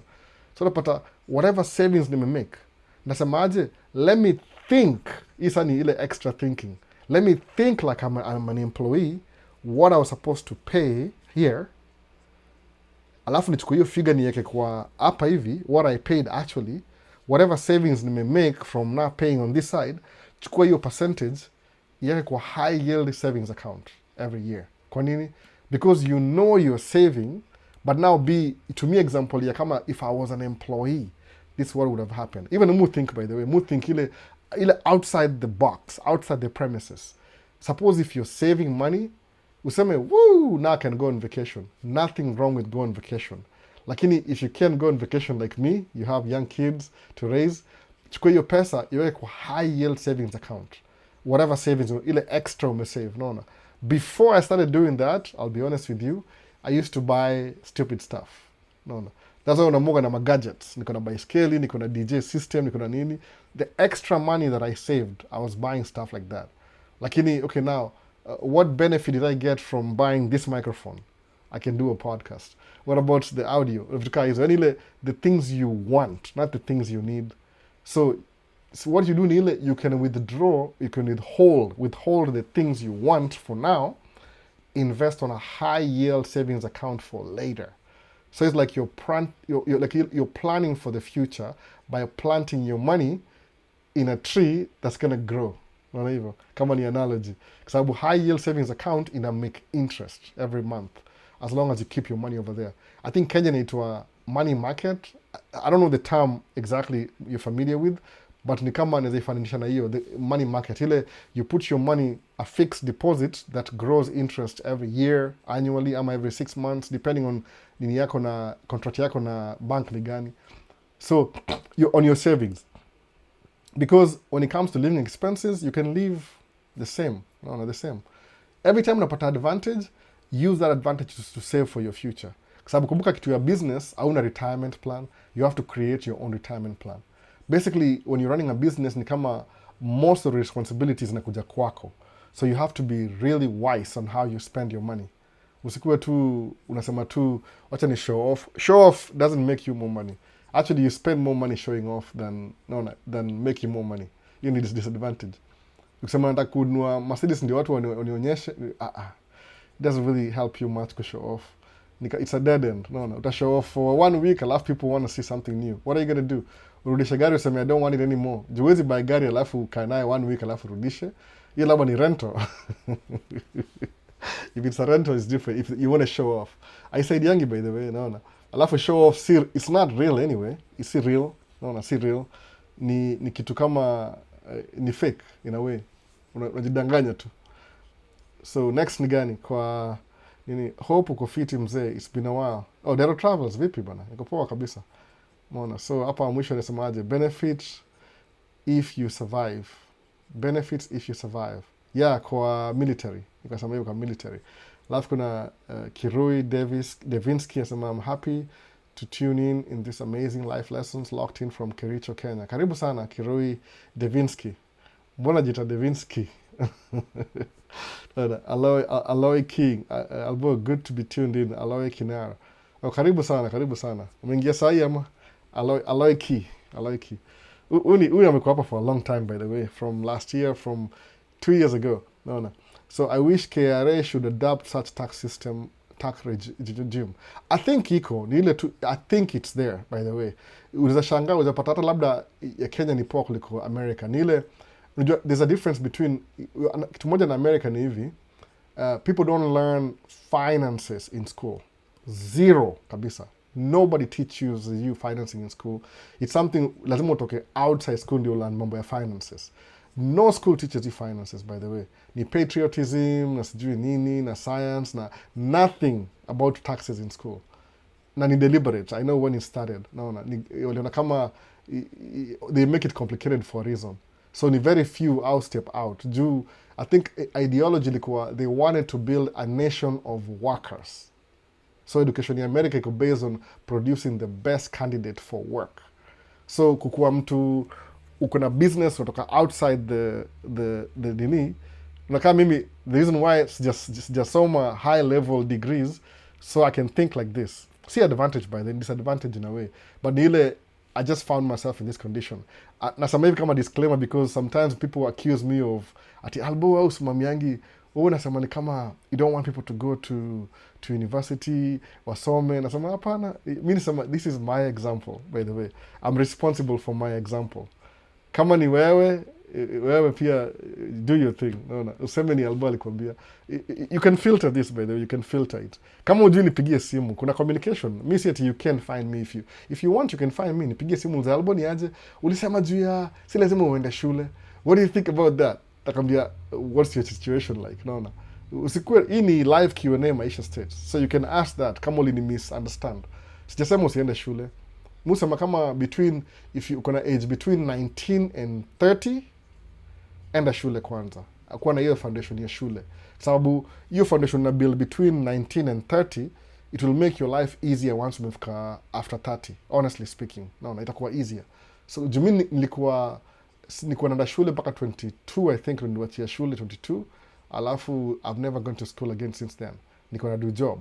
I was doing some evening classes that I never really graduated. Ilikuwa business administration. Lakini kuja States nimekam kama niko 28, late 20s. So it could make sense kwangu kuingia shule because I was building a life in my 30s. Actually nimekuwa stable kama niko 36, by the way. Na tracking. So ilikuwa tu was one of my lucky days, 36. So everything nimefanya from 36 to date ndio imekuwa the last what? Niko 47. So maybe 11, 12 years nimekuwa fiti. The rest I was trying to figure it out. But hiyo ni mimi. You don't have to follow my path directly. Kama uko myang, kama unazana shule, enda shule. Malizana nayo. Kwa sababu ukianza business, you'll pay off your student loans. Na nikisema shule nasema shule na deni. Si shule na nobody has money to pay for that. Kama mimi nikirudi shule saa hii ni deni, straight up, ni student loan. Si ati I have cash. Yeah, I can afford, now that I know how to pay off the debt, I can go to school knowing that I can pay it off. Naona hivyo. Nimeishi long enough kujua how to do that. One of the things in any way down, particularly saa hii mimi ni watoi. Naona, juu watoi wako shule wote. Kuna hiyo range. Niko na 16-year-old na 3 kama 2.5, almost 3-year-old. So hiyo range hiyo watamove. The moment huyo akifika kama 7, huyo atakuwa ashamaliza, asha drop out, amefika 18 na kuko college. Though me si advocate kids should move out of your house unless they're going to school. Ama wameolewa. Wacha kwa how as much as possible as long as they're responsible. Ndio wala hizo manini. Kama mimi sio in business. So if I don't know who exactly, so I can't even tell. If they can pick up my business and make it better, they would rather do that. To go in the same alignment. Kwa sababu I have dreams ya kukua in real estate. If one of my kids atachukua hiyo dream aipeleke to another level, alafu mimi ni benefit bado, why not? Because they're younger, they have the energy, wako na ile skill, they can make deals, they'll make mistakes too, but who cares? It's a good thing. So una stick to that too. Lakini my limitations, sema ni zako pia. You can do better than I can. but kwa na mtoi hiyo una settle down. By the way, the moment you're married and you have kids, life inakuwa very predictable, which is good. By the way, once umekuwa na watoi, is good for the life to be predictable. Juu you don't want to move your kids kwa different environment alafu wa pick different habits, mwana hivyo. So Steve akasema, I wish KRA should adopt such tax regime.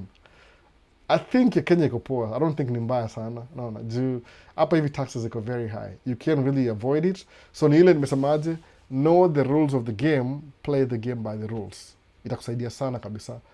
Understand tax system. Whatever books you have to read, whatever videos you have to watch, enda attend live ya mtu, lipia training, understand taxes. Lipia, enda ukae chini na CPA, ukae chini uongee na yeye, umuulize maswali, umuulize any question you have. Mi niliuza kila kitu kwa sababu niko na zile, I heard people say things that I never understood because wameisema. Alafu just because they say something does not mean it's true. Sometimes mtu amesikiza kitu alafu ana misinterpret the way they understand it if it kwa box yao, alafu unaipata unakuwa na misinformation. So when you're trying to practice the same thing inakuwa problem because you didn't get the right information, alafu you're executing your whatever thing based on false information. Unaona kitu kaa hiyo inakuharibia ile flow. So enda wewe mwenyewe usikie mwenyewe kwa watu professional, pay if you can. If you're gonna spend some money sitting with a professional ule amejua hizi vitu, kwambie this is how. Kama mimi kiena mambo ya migration, I don't lie to you, I'm not that good. Mutafuta, I know some stuff, but kile mfanya hivi, I will find an immigration lawyer, nimuulize how much is your fee, aniambia oh it's $20 whatever, $200 an hour. Nimwambia I want a 2-hour session, nimlipe $400. Nimuulize swali zangu zote, anijibu. When I walk away, niko na all the information I need. No, that's what I do. Kwa sababu nimegundua in this life so many things are nuanced. I don't think there's any human being in the world exploit one topic 100%. Anybody who knows a lot of things atakuwa na a percentage of the most important things about a summary of those things. Naona hivyo. Kama nimemention construction management, somebody amesema he's going to school for that. So huwezi kuwa kama wewe ni lawyer unapata the thing that a construction management guys knows, lawyer ajui. Kwa nini? Lazima wa crisscross ndio come together ndio ikuwe full. Naona hivyo. So there's no one person who knows everything about everything. Everybody knows a little bit of this, a little bit of that, a little bit of this. So if you need some professional help, find people who are in the field. Ask them questions. Pay them the price to learn. Naona hivyo. Ama the best way is buy books and read books. Ni cheaper because you don't have to pay them. Book ni kama inaweza kuwa $40, you just need your time kusoma hiyo book. Naona. So Jill Mana asema nini? Jill Mana karibu. Nimechelewa man cave. I hope you're doing great brother. Niko poa kabisa Jill Mana. Hujachelewa sana. Nimekuwa tu kama ni an hour something in. But kuna recording, kuna recording. Mu record pia. I got that idea 2 years ago. Mu record hii session mzima by the way. Approximately it takes me about ndai edit by kesho. Lakini just because I'm planning to post another video tomorrow, ndai post towards the end of the week. Justaki interfere na ile video ya Monday. People nimegundua on Monday, Tuesdays, people like seeing tracking videos because ni weekday. Now honestly speaking, hiyo video ya tracking siku make on Monday ama Tuesday because I can't really make any video during the week, alafu ni edit. Nikiedit video during the week ni kama maybe I was free. Kulinyesha mvua, tukatoka mapema, picked up my kids, wamelala. There's so many things that have to be right. So video ya Tuesday, we edit weekendi. Naona hivyo. So, konga hivyo. Time ndio limited. Na me, I can't afford an editor. I don't make that kind of money. Sahi. Na mu separate businesses. So, check with a professional. So, anything else, tuzamaza live pia za kwa the shortest live. Nimekuwa hapa an hour and a half. Kama una swali uliza. Imekuwa slow kidogo leo. Nimechelewa kidogo pia. I was just about to start, alafu mtoto akakuja. So, alikuwa na njaa. I want drink, I want eat. Kamtenzea chakula, naona, inapoteza wakati, lakini hata nimesahau watch. Sina watch leo, nimesahau watch. It's somewhere in the house, hata sijui ni wapi. Naona. So, kama kuna swali uliza, nimecover everything. Tulianza na mambo ya tracking based on the last video. Ilikuwa mambo ya, naweza summarize. Kunywa maji. Hii place ni baridi leo.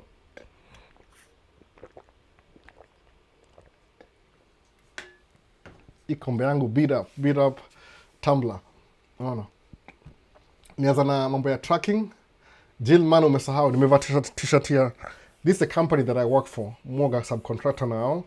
Itwa MBE Tracking and Material Supply. Ndio hiyo company, Tracking and Material Supply. So nimevaa shati yao. We had a safety meeting yesterday. Wakanipatia free t-shirt. Kisema ndaivaa leo tu niwajulishe, represent, naona. So Alice Sabaji, hello guys, hope everybody is doing well. I waited for this live. I feel I belong here. Welcome. To Alesh bed sheet. Wow. Bed sheets. Do you sell bed sheets? Hivyo. So ilikuwa hivyo. Yani kuna three types of trucks kwa ile video yangu. Not only three, but kuna end dump, but I don't do end dump. End dump ni ile ni kama dump truck lakini kuna trailer. Instead of kuna trailer ni two units. Semi unazip connect. So muran side dump. Alafu kuna ile quad, alafu kuna quint. Ni ile quint na quad, ni ile quad iko na 1 2 3 4 drop axle, quint iko na 1 2 3 4 5 6 drop axle. So yes, I sell bed sheets. You can give me business ideas. I don't know much about bed sheets. Maybe you can learn from the general business knowledge, because I'm business too. But my business is mostly nothing to do with sales. I provide services. I feel the services we do in service. My business is service based, which is generic to African Americans, which African or Africans in America, like me, we provide services. We provide transport services. That's my business. So kuna swali moja confusion. That does answer your question. Kuna side dump, quad, dump truck, quint dump truck. No. So quint inalipa 125 an hour. Quad inalipa 120 an hour. Why quint is paid more? Kwa sababu iko na 19 tons maximum. Quad ni 17 tons maximum. Alafu side dump ni, it depends, 25 tons maximum, by the way. So typically, side dump is more expensive. It pays more. Side dump uko na tractor trailer yako, itakuwa 135. Lakini in this case, tunaongea a beginner business.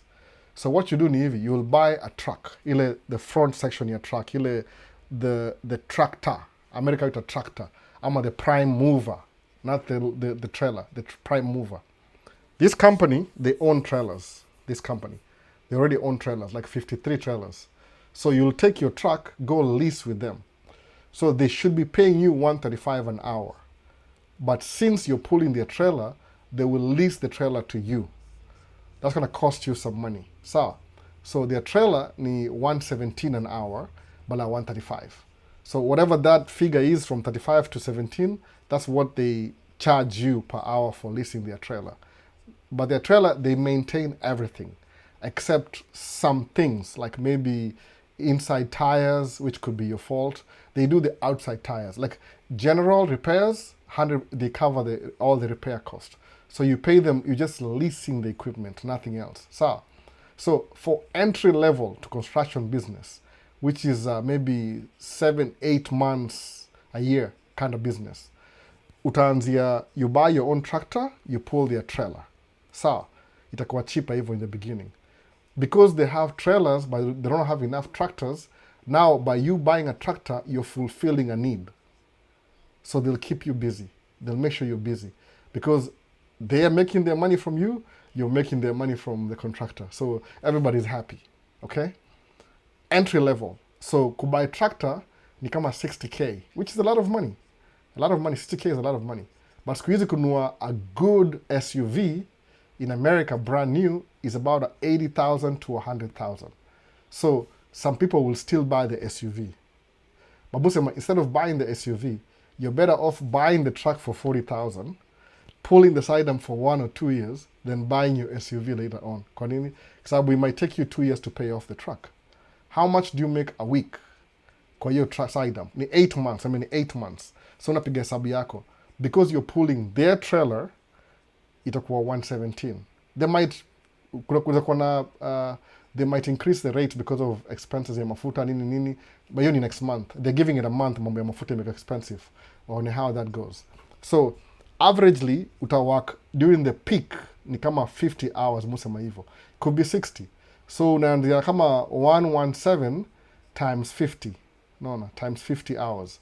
So you make 5,850 a week. That's gross income times 4. 23,400 times 8. So to end up na 187,200. Of course, we minus ile extra money leasing the trailer from them. They'll make the rest, whatever figure. In ile what you will make. So if you take out your expenses, mupenda kuangalia expenses on a monthly level. So turudi chini, divide by 8 months. No. Utakuwa, nimefanya nini? Nimesema divide by 8.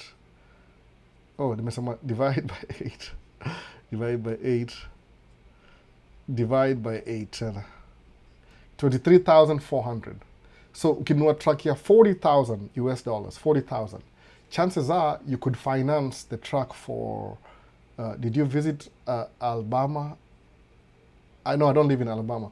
So ukidivide hiyo 23,400 a month uto expenses. Insurance is about 1,000. So minus 1,000. Fuel is akuwa 4,000. Truck payment is akuwa 2,000.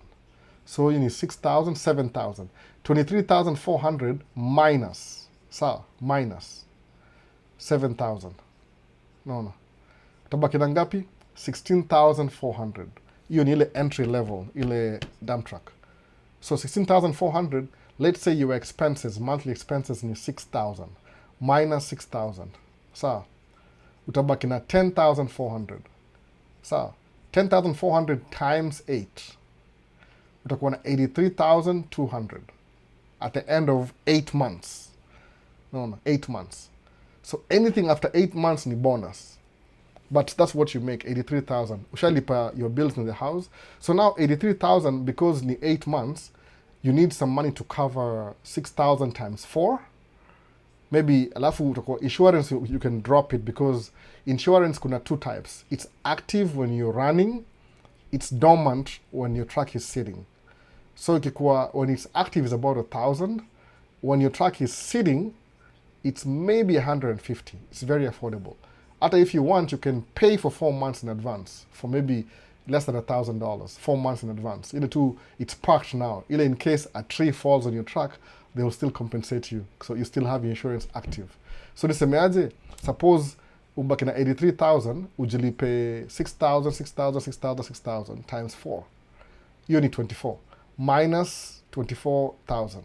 No. Utakuwa na 59,200. Mwana hivyo. Utoe truck payment. Truck payment ni kama whatever you're paying. 1,100 for 4 months, which is like 4,000. Minus 4,000. Utabaki na. So by the time the new season starts, the following year, you should have 55,200 in your account. Hii nimeenda kwa income ile, in case your monthly expenses is 6,000 a month. Kama mimi. Na 8 months of running. That's what you make. Most Americans hawana pesa kama hiyo kwa account. Kuna taxes hapa, lakini taxes determine how you pay yourself, who you're married to, how many kids you have. Kuna factors hiyo taxes. But in your business, utakuwa na 55,200. In case you have not, okay, kuna so many factors. Mimi naongea kama mimi sahi. 55 itabaki hapo hivyo, taxes itakuwa 15% of 55, which is easy. Utasema times 15 divide by 100. So your taxes will be 8,280. Kwa hiyo 56,000. So still, when the new season starts, utakuwa na 40 something thousand kwa account. Unaona? Nimesema 56 hiyo ni 8,000, itakuwa 48. Unaona? That's a lot of money still. Na hii naongea ni kama you're the breadwinner and you're paying for everything. Suppose wife yako ni nurse, you have another income, you have kids, kuna all these other factors as a change. But basically, kwa hiyo side dump, if you buy this funds, uko na 40,000. So what I did mimi, the first time nilisave hiyo 40, nika move to the next year, nika save 40. After 2 years, niko na almost 100,000. Then, nika buy truck moja extra. I got broke because nilitumia hiyo pesa yote, karibu 60,000, nikabaki na 40. I bought my second truck. But within a year, income yangu will increase because my wife was driving my other truck. Then, hiyo ni after expenses. Yeah, after expenses utakuwa na 40. Na nimeongea, I've given my example, like my monthly bills ni kama 6,000. Sawa. Yako it could be 2, could be 1, I don't know. Mimi naongea juu ya mimi tu. Huyu ni mimi by the way, ni hesabu zangu. Zako could be different. Taxes ni 15%, 15.3%. So bado itakuwa yani unaangalia hesabu naona how does it fit in my life. Nimesemaje? Kuna variables mingi. 6,000 per month ni mimi, that's me. One of my friends expenses zake the whole month ni 2,000. So yeye ukipiga hesabu yake hata ni different. Ni different. Alafu lazima ukeep ile intact. Ile useme this is a plan. Kwa sababu any extra money you want to see it in your account. See after paying taxes. Lazima ulipe taxes kwanza.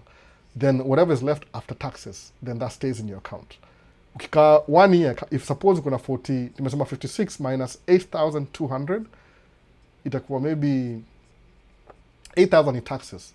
Suppose ulinunua maybe another equipment ya business, a second truck.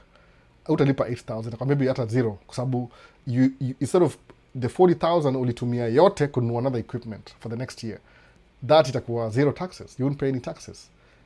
There's so many variables. Ile sasa itakuwa it depends on your situation. That's semaje, hii hata kuna watu your situation you might have 60,000 kwa account, you might have 100 depending na everything. You see me, I'm not the one who determines. It's a bunch of variables depending on your situation.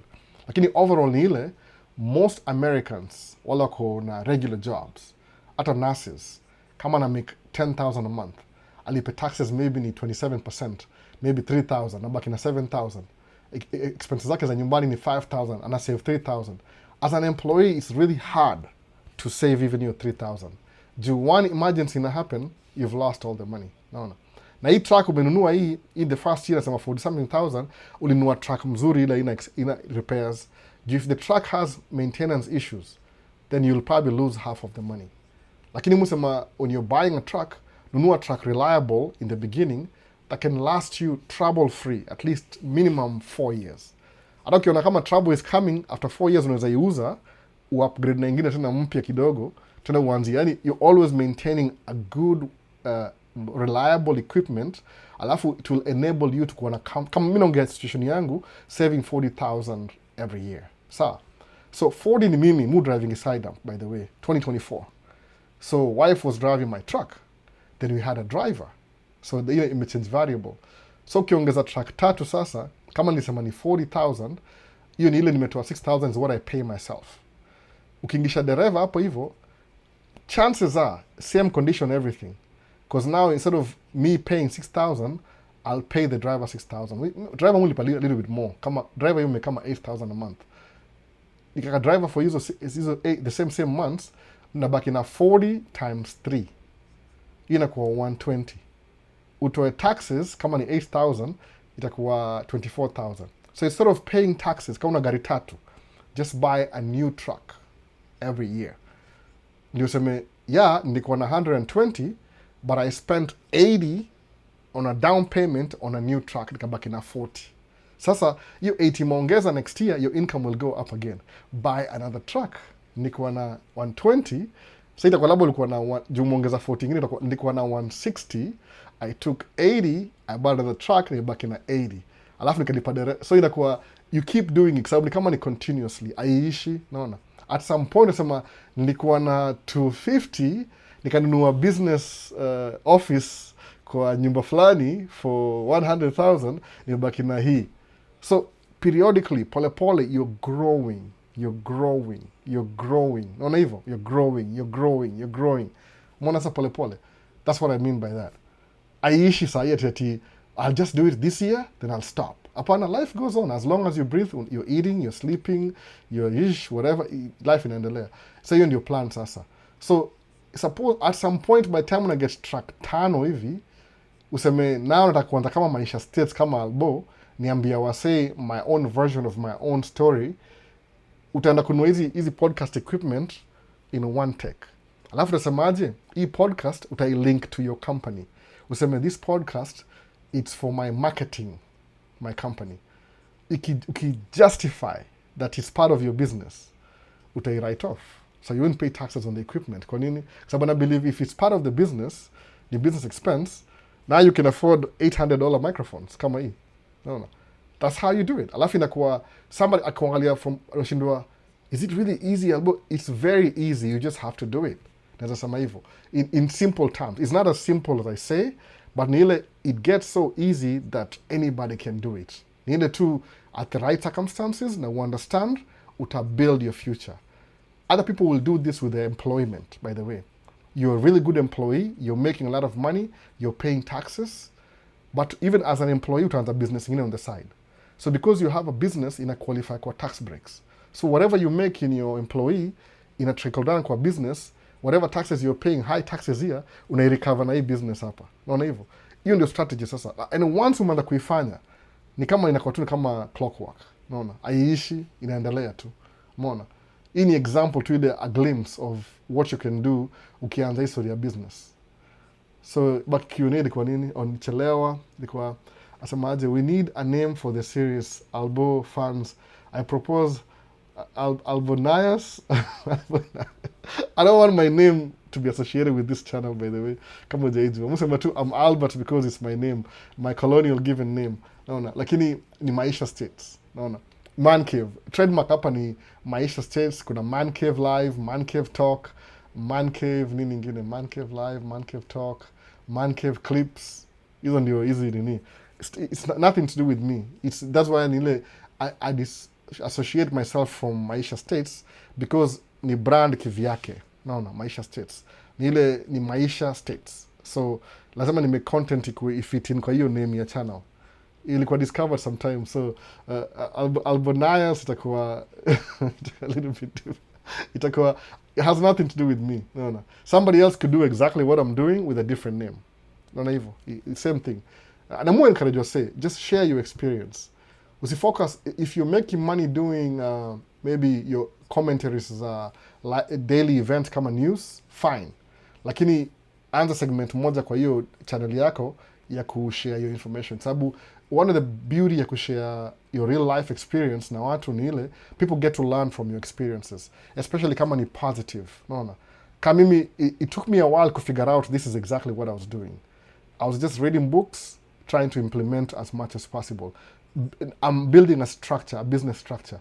Am I the best business structure thing ever? No, I'm not. Neither to this stupid thing nafanya kama business na tracking na kila kitu, it pays my bills. So this thing, however not serious it might look, is actually serious enough to earn me a living. Naona hivyo. It earns me a living. I don't make money from Maisha States. Maisha States ni a free public service. Hata si mimi na contribute. Hii ni live Q&A. Most of the questions come from you guys. Naona hivyo. So this is your channel more than it's my channel. Mi tu ni ile, I'm the host. Naona hivyo. Kwa sababu you keep it alive. Ile, when you ask some question, it makes me think of how to answer it. Ama how to make a video about it. Alafu naifanya. Naona. Aloy, uko wapi Aloy? Aloy, uko comfortable niongejwe Aloy. Aloy Key uko hapa hivi. Aloy Key ndio, kama uko comfortable niongejwe. Nilikuwa nishaongea juu yake before.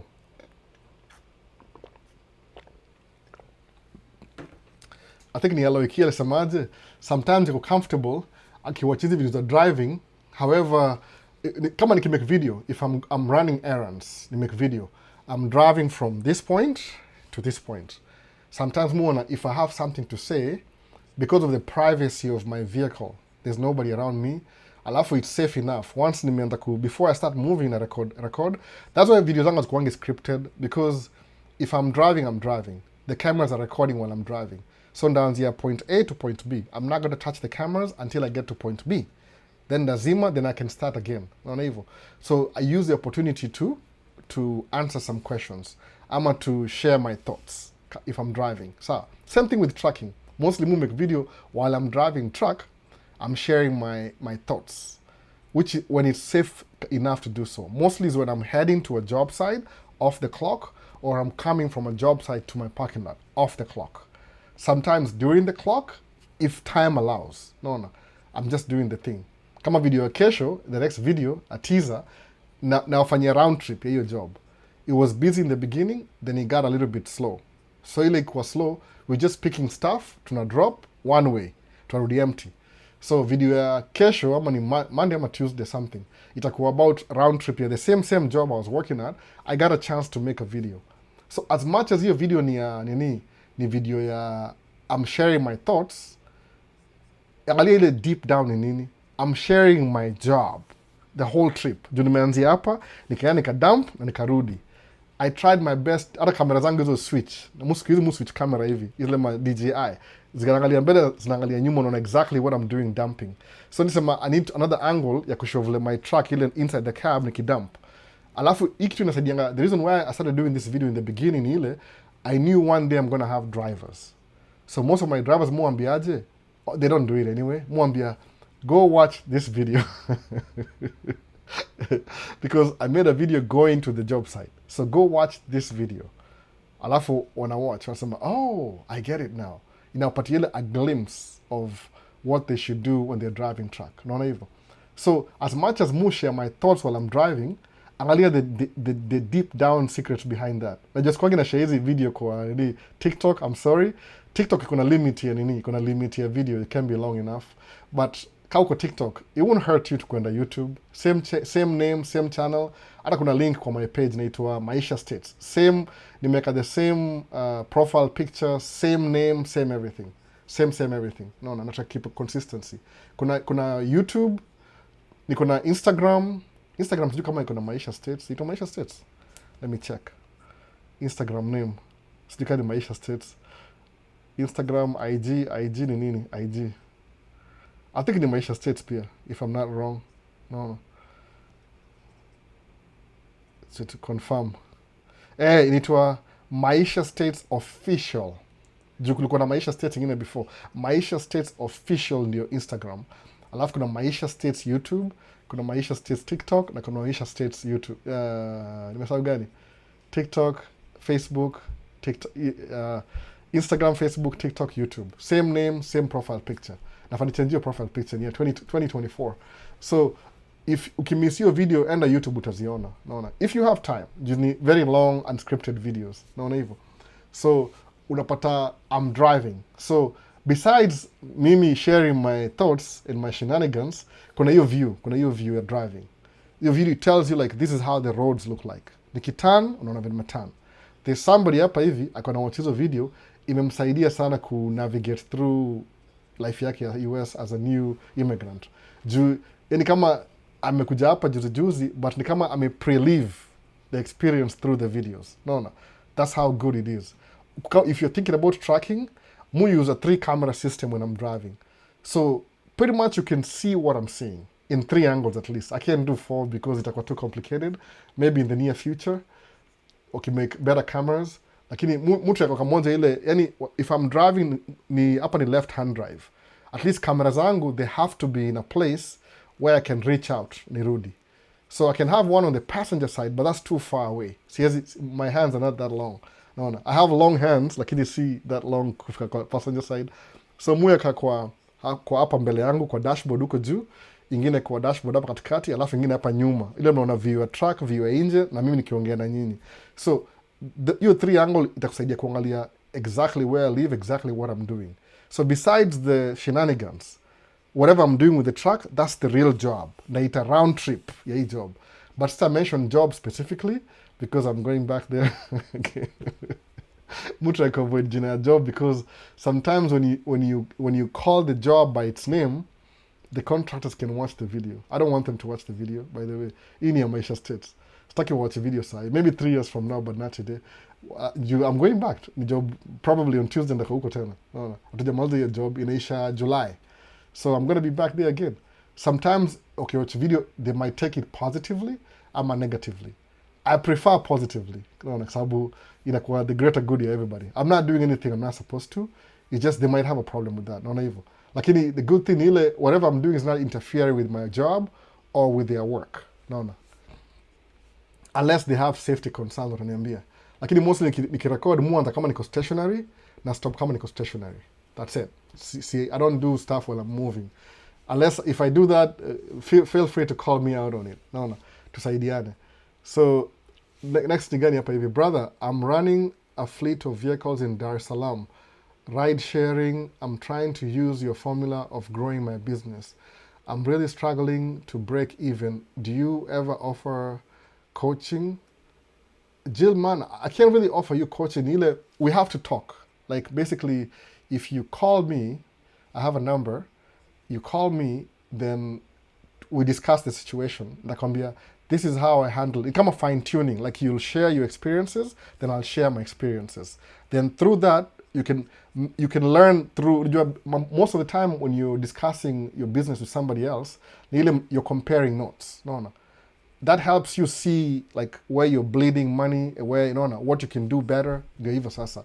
I don't have a personal coaching thing, but I'm thinking about YouTube and recommending every time. They keep saying that I should open a members only videos. No. But I feel uncomfortable because mi nimeanza channel na free videos. So basically in the members only, what I'll do ni it just the way ile to benevolence. I don't want to pay people to pay and not get any value. What I'll do ni try kutafuta zile video I've already made, the videos that exist already, alafu ni repackage hizo video as a series kwa hiyo members only. Ndio if anybody wants to watch maybe anything about tracking, boom boom boom boom, iko available. Anything about life, boom boom boom boom. Yani iko two different topics zile nimeongea tangu nianze channel. Just use the same videos that exist, alafu ni repackage. Kwa sababu nasema nini inafaa kuwa a little bit, if somebody is paying for membership, they need that quality. No. Alafu maybe nda share more. Like if you want me to share, how do you do your live stream, for example? Naambia, this is what I do step by step. Naambia, you connect this, you do this, you do this. Kwa hiyo membership channel. YouTube is asking me to do that, by the way. Kwa sababu nasema, au nitumia hizi messages ati email, kuna email kuja sema ati mufanya live every Sunday, so kuna hiyo consistency wameiona, somebody over there ameona. So naambia, it's good if you just do like a live membership. Live membership in your channel, ndio ikuwe na watu juu kama wamegundua kuna so many viewers, so capture watu in a specific way. You want to know about business, ndio hii hapa. About tracking, ndio hii. About immigration, ndio hii. Marriage life, I'm not that good at it. Marriage life, I just don't know. No. I'm trying to figure it out too. So I can share my example, but I'm not really good at it. Kwa marriage mu focus na musema hivi. To me, marriage is a responsibility. No. It's just a responsibility. Hakuna ati, there's nothing like a lavi-davi.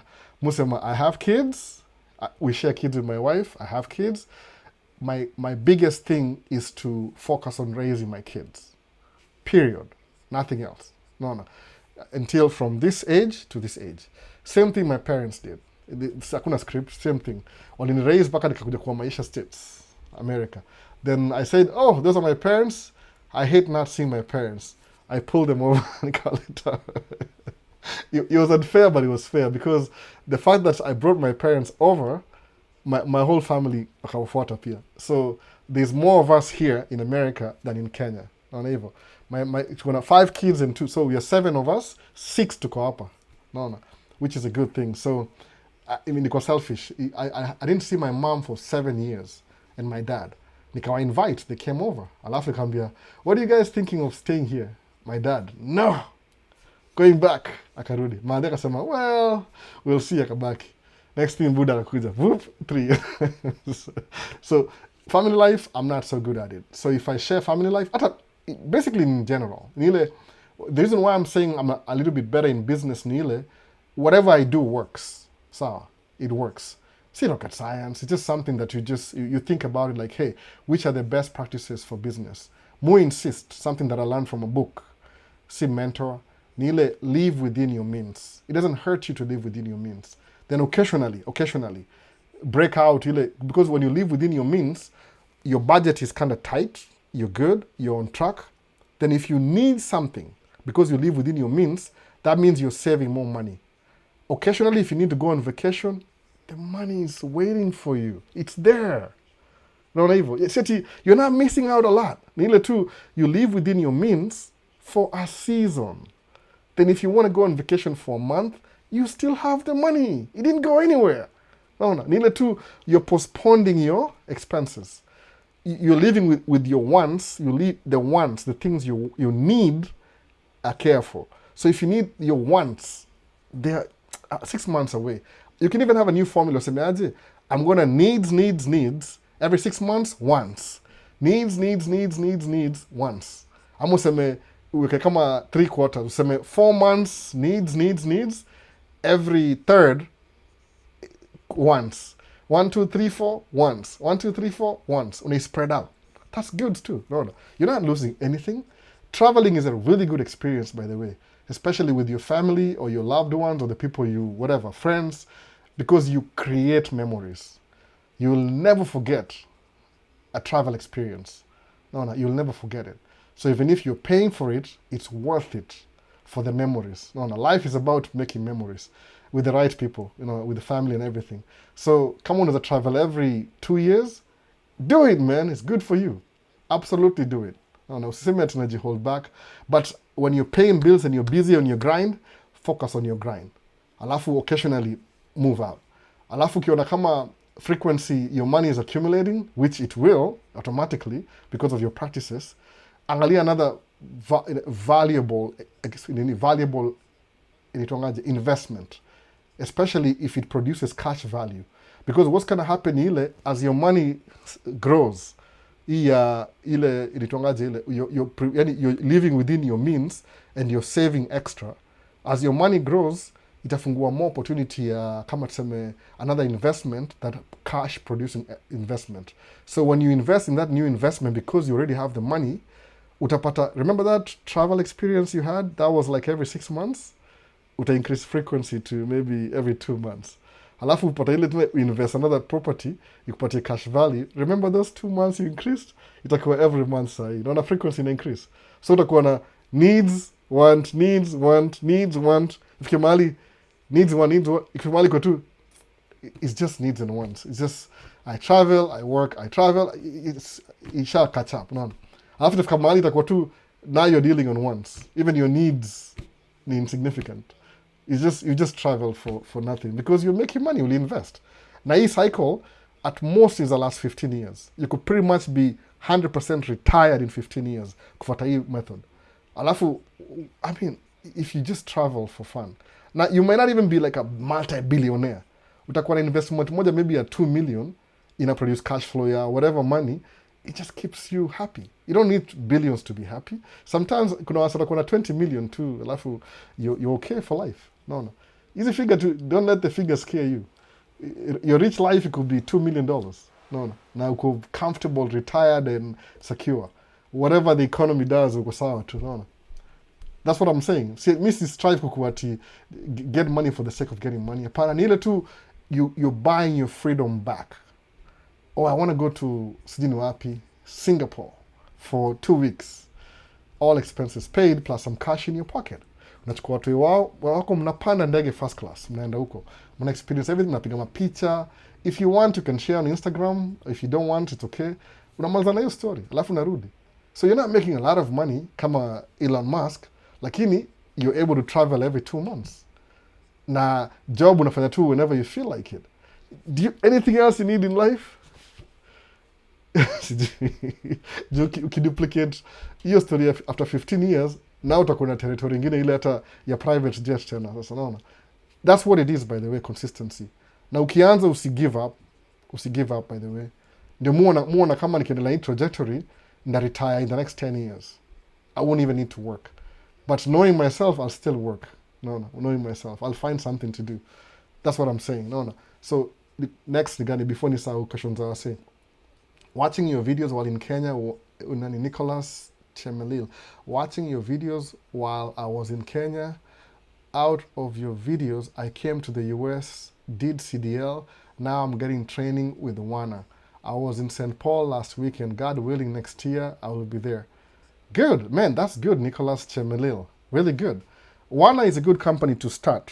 So after maybe it's a matter of 1 year, once you get comfortable with the truck, like you can feel it in your gut, man, I made the last delivery, I backed up into the dock, I'm a safe driver generally. Trust yourself. No. Buy your own truck. Hata kama ni, I don't care, by the way. Buy your own, hata kama ni loan.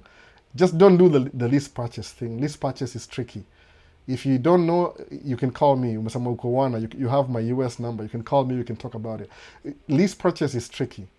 it kind of like if that's the only option you have, good, but it's not going to end well. You'll be working hard for somebody else. Buying your own truck, you'll be working hard for yourself. Lease purchase, like you're leasing the truck, then eventually you have an option of buying it. You see, Ako, it's like you're renting a truck, which ends up with it too much. It's too risky. It's too risky leasing. So Nicholas, ukiamua, buy your own truck. By the way, even run with Wana with your own truck.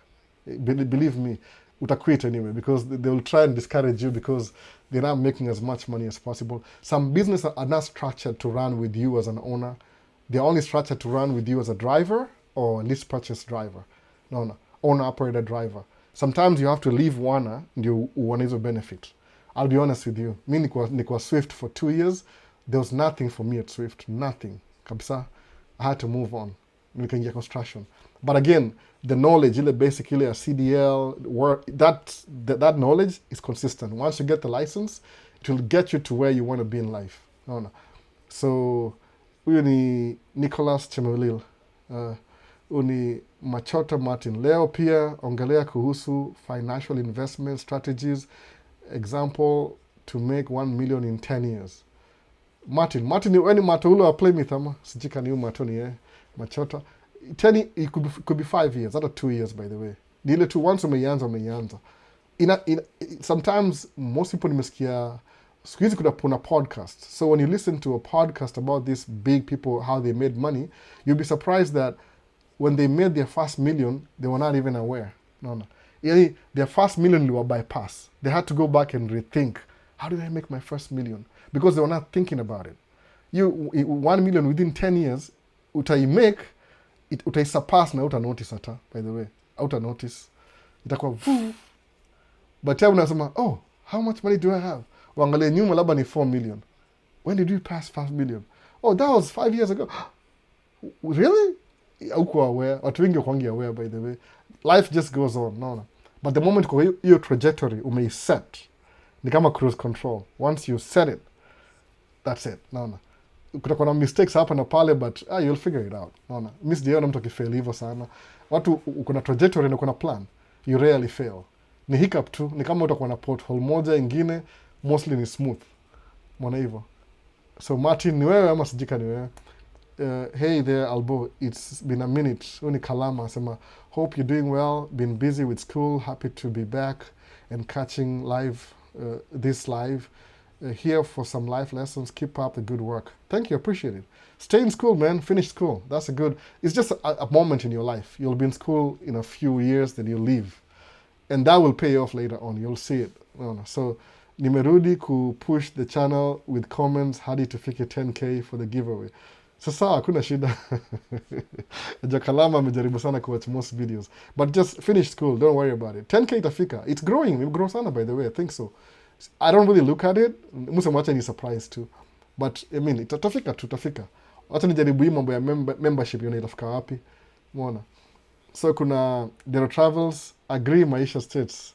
Hii nilimiss kidogo ilikuwa a while ago. Sasa tuko saa ngapi sasa tuko nafaa kumaliza live ni 3:01.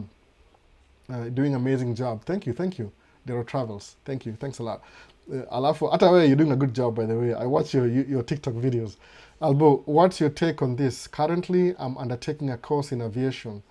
This has been my dream, but currently, I feel as if I waste time concentrating on the course while I could be doing so much more. Kalama, you're right on track. Don't worry about it. When you're doing stuff, hata mimi nikianza tracking, my first few years, I was in the trenches. No. Ni kama ile concept ya a tree. When a tree, ama ni bamboo, I think it's bamboo. Bamboo grow, the bamboo tree grow. 1 or 2 years, nothing happens. You think nothing is happening because bamboo is growing its roots. So Kalama, what you're doing in aviation right now, you're growing your roots. Your roots are extending. Ni kama foundation, you're building your foundation. So your roots are spreading. Like you're building the ground before you start shooting up. So uko kwa trenches sahi, basically kwa ground. Keep at it. Go itakuwa boring, don't worry about it. Just go through the boring stuff. Kwa sababu ile kuwatia nani Scott Galloway semaje, the boring things will make you successful. Mwana hivyo. Believe me, that's true. The first time I heard him say that, it's like it really resonate because exactly what he was saying is exactly what I went through. And nobody will notice. When you're growing your roots, nobody notice it. No, nobody. Kwa sababu sasa show up sahi aseme kuna time nilikuwa naingiliwa na specific person about hii microphone. That's mtu hajai microphone sana. But ilisema tu ati mbona mtu tumia microphone expensive hivyo na live ni ya mtu mmoja, sina watu wengi. Kisema tu I wish angejua what happened until I bought this microphone. Basically nilinunua kama free. Ilikuwa tu free money kununua hii. Absolutely free. Has nothing to do with my income. Nilifanyia mtu kitu akanipatia pesa nikanunua hii microphone. That's how I got it. No. Because I needed it but it was in the back of my mind. So Musa, for example, I didn't really need to buy this microphone. Kuna zingine tatu already. Kwa sababu the whole setup was supposed to be a podcast. Kina Ibra, kina ule msaitwa nani ule, najua jina yake but akaitwa kama itwa nani jina yake ya YouTube. Nimesahau jina yake ya YouTube. Unaona? Jina yake ni Wiki. If I to do tukae chini tuko na discussion tunaongea, people can learn from our experiences. Alafu life got busy. Ibra na watu wawili, Sam na watu wawili, people got busy, unaona? Nikaelewa. So what I did ni ile kusemaje, instead I want to do a solo project. Niko tu naongea peke yangu hapa hivi live. Nikanunua hii microphone because hii microphone it solves my problem. Niko na wire moja inaingia kwa mixer. I don't need a cloud lifter. If you know what a cloud lifter is. Ni ile it's a dynamic microphone lakini lazima uongeze cloud lifter ndio iboost ile sound ikuwe ndio nyinyi msikie. But hii mpya the new one you don't need a cloud lifter. Nikanunua. So I might even buy 4 more. The way I bought this microphone, niliwin tu raffle fulani kwa meeting fulani. Ile tu raffle wakanipatia ile credit card ya credit ile. Hey, Albert, we just won a prize today, blah blah blah. Really? How much? Oh my goodness. Sajiliza, what can I buy from this place? Micro Center. Nikaangalia, oh, they have a microphone. Nikaenda kachukua free, ni kama free. No, raffle tu niliwin raffle. So somebody was picking on me because of this microphone. Ajui background ni gani. But I don't really care. Nasema tu ile example. When you're growing your roots, nobody will notice. They'll come to figure out who you are once ile mti imeanza kuenda juu. Unaona? Your roots, nobody will notice. No comments, watakudiscourage, whatever. If they know that is. So the best thing, just keep at it. Unaona? The boring things will make you rich. Understand tu hivyo. The boring things, what everybody else is not doing, will make you rich. Unaona? Yani it's true. You see, this is not the most entertaining podcast out there. Ni podcast kama people who are thinking about stuff. Unaona hivyo? If you're thinking, a thinker, kind of like a thinker, because I share my thoughts that I may think about. So this is kind of like a thinker's podcast. Most people, there's about 90% are consumers. Na they're seeking entertainment. Creators na producers ni very few. No, ni very few. So watu watakuwa alafu kuna hiyo in between, kuna wale wako in transition between their consumers, they want to be producers, na kuna wale they consume pia ni entertainment, they consume content, they want to create their own content. Very few ndio transition. So each channel ni wale wana transition sasa, naona. So understand that sitakuwa na so many subscribers. Kwa nini? Because ni thought provoking things in general. You ask really good questions, or discuss really deep things about life, naona hizo business nini, so itakuwa na very small crowd, naona hivyo. So but hii crowd hii, some of you, si mimi probably, some of you watakuwa na command a bigger crowd than me based on information tunaongea sahi, kwa sababu it's not like they don't have the information, ni ile tu itawapatia ile itawa trigger wafanye vitu bigger, greater, naona, in their own talented way. Mi niko average sana, musema hivyo, kauja understand. Wasama mi very average guy. Sina kitu special abilities. Sina mkono sijui biggie. Just average guy. Naona. Niko na allergies, siwezi enda nje. It's just things like that. I struggle with that. Allergies. Sina ADHD. Nothing else. Hiyo tu allergies. So muji keep najua, I can't do this, I can't do this. So I try and keep it to my, naona, najua comfort level yangu ni gani. Kama miti zina grow, siwezi kwa huko nje for too long. Ndavaa mask, nikaa nje kidogo, nirudi ndani. Hivyo junajijua. Whether Minnesota is not the best, but this is the place that imepatia opportunity to build business. So musema, man, if this is working, I can live with that. Until I get to this level, then maybe I can move to the south. Naona. Na vile mufanya hapa hivi north, siwezi kuwa na the same opportunities in the south unless there's something that I don't know which I'll know later on. Naona hivyo. So kuna very few cities in the south zina succeed. Kama Houston, Atlanta, Charlotte, Memphis, gani ingine nimesahau. Hiyo ni south, ile south parallel. Dallas, nimesahau gani, kuna kadhaa city kadhaa zina thrive as a southern cities. Houston, Texas ni almost all of them. Texas iko na oil, unaona. So waligundua oil ni kama 100 years ago or something, sikumbuki. Hiyo iliwaboost sana economically, unaona. Alafu kuna zile walibuild ma roads, wakabuild ma hubs. Lakini Chicago iko na baridi, kuna upepo. Hizi ziko north hizi, they are so developed because wali create a different system than slavery. Unaona, industrial, kuna kama vitu mingi sana difference. So keep at it. Unaona, aviation kwanza uko sawa, unaona. Si mimi niko na interest ya aviation pia. I always wanted to be a pilot. Nilai ku work out, but still it doesn't prevent me from being an enthusiast. Mbona hivyo. So you keep at it. Itakupeleka mahali. Unaona, Daryl Samaji, you're inspiring me. Salute, man. Oh, thank you, Daryl. You inspire a lot of people. Unaona hizo ma challenge zako za TikTok. Fanya YouTube bwana, fanya YouTube. Unaona, sasa mambo vipi Daryl, unasalimiana hapa fiti. Fiti vini wasemaje. So Kalama wasemaje Kalama. I have had this notion of never wanting to get employed because me nae huwa I don't understand being under command to know. Sometimes you'll need employment in the beginning. Alafu kuna some kuna kama aviation you need employment. Lakini so aviation ile kama a good pilot, kama ni pilot unalipwa 300 and something thousand a year after having enough experience. Naona hivyo. So if you're a pilot kwa some specific niche ya pilot, ile uko senior, you've been there for 10 years, utalipwa 300,000. That's a lot of money. That's a lot of money as a pilot. Kwa sababu utapata as a pilot, most of your expenses while you're traveling, some of them are taken care of. So hii pesa inakaa inakungojea tu. No. Most pilots are gonna make a lot of money. Kama one of my friends aitwa Brad, ule millionaire, alinunua gari yake from a pilot. The car was pretty much brand new. 4-year-old inaisha kwa garage. Because the guy was always flying. No. Because if you're 300,000 by a year, man, alafu na expenses ni maybe hata 80,000, una save 200,000 plus a year. Kwa millionaire vibaya sana. By the time kuna some jobs that need you to be an employee. Lakini even as an employee, unafaa kuwa you performing at the highest level. Unaona? Kuna hii ubaguzi ndio, lakini kuna some places they can't help it. They'll just let you be if you're that good. Unaona? So hapa semaje, hiyo ni after expenses. Track poa, budget ni kiki. Budget ni what's the best time to call. Monday through Friday mwaga free, ukini call. Weekend dedicate kwa familia. But Monday through Friday, it's easy to get me anytime between 9 and 4 p.m. Central State Time. Junaishi Minneapolis, Minnesota. So anytime Monday through Friday, 9 a.m. Job ishaanza. Job you on the 7. But by 9 tushatulia. But if you call me, what's a missed call and to me a message, I'll always call you back. Believe me. Mu call everybody back. Kama nimesahau na apologize. But ni my majority mu call mkila mtu back. Any text na reply. Kwa it's not a big community. It's a very small community. Watuma creators ni very small community. I understand that. So mu call because I learned from you people too. No. Ni kama iron sharpening iron. Kitu kaa hiyo.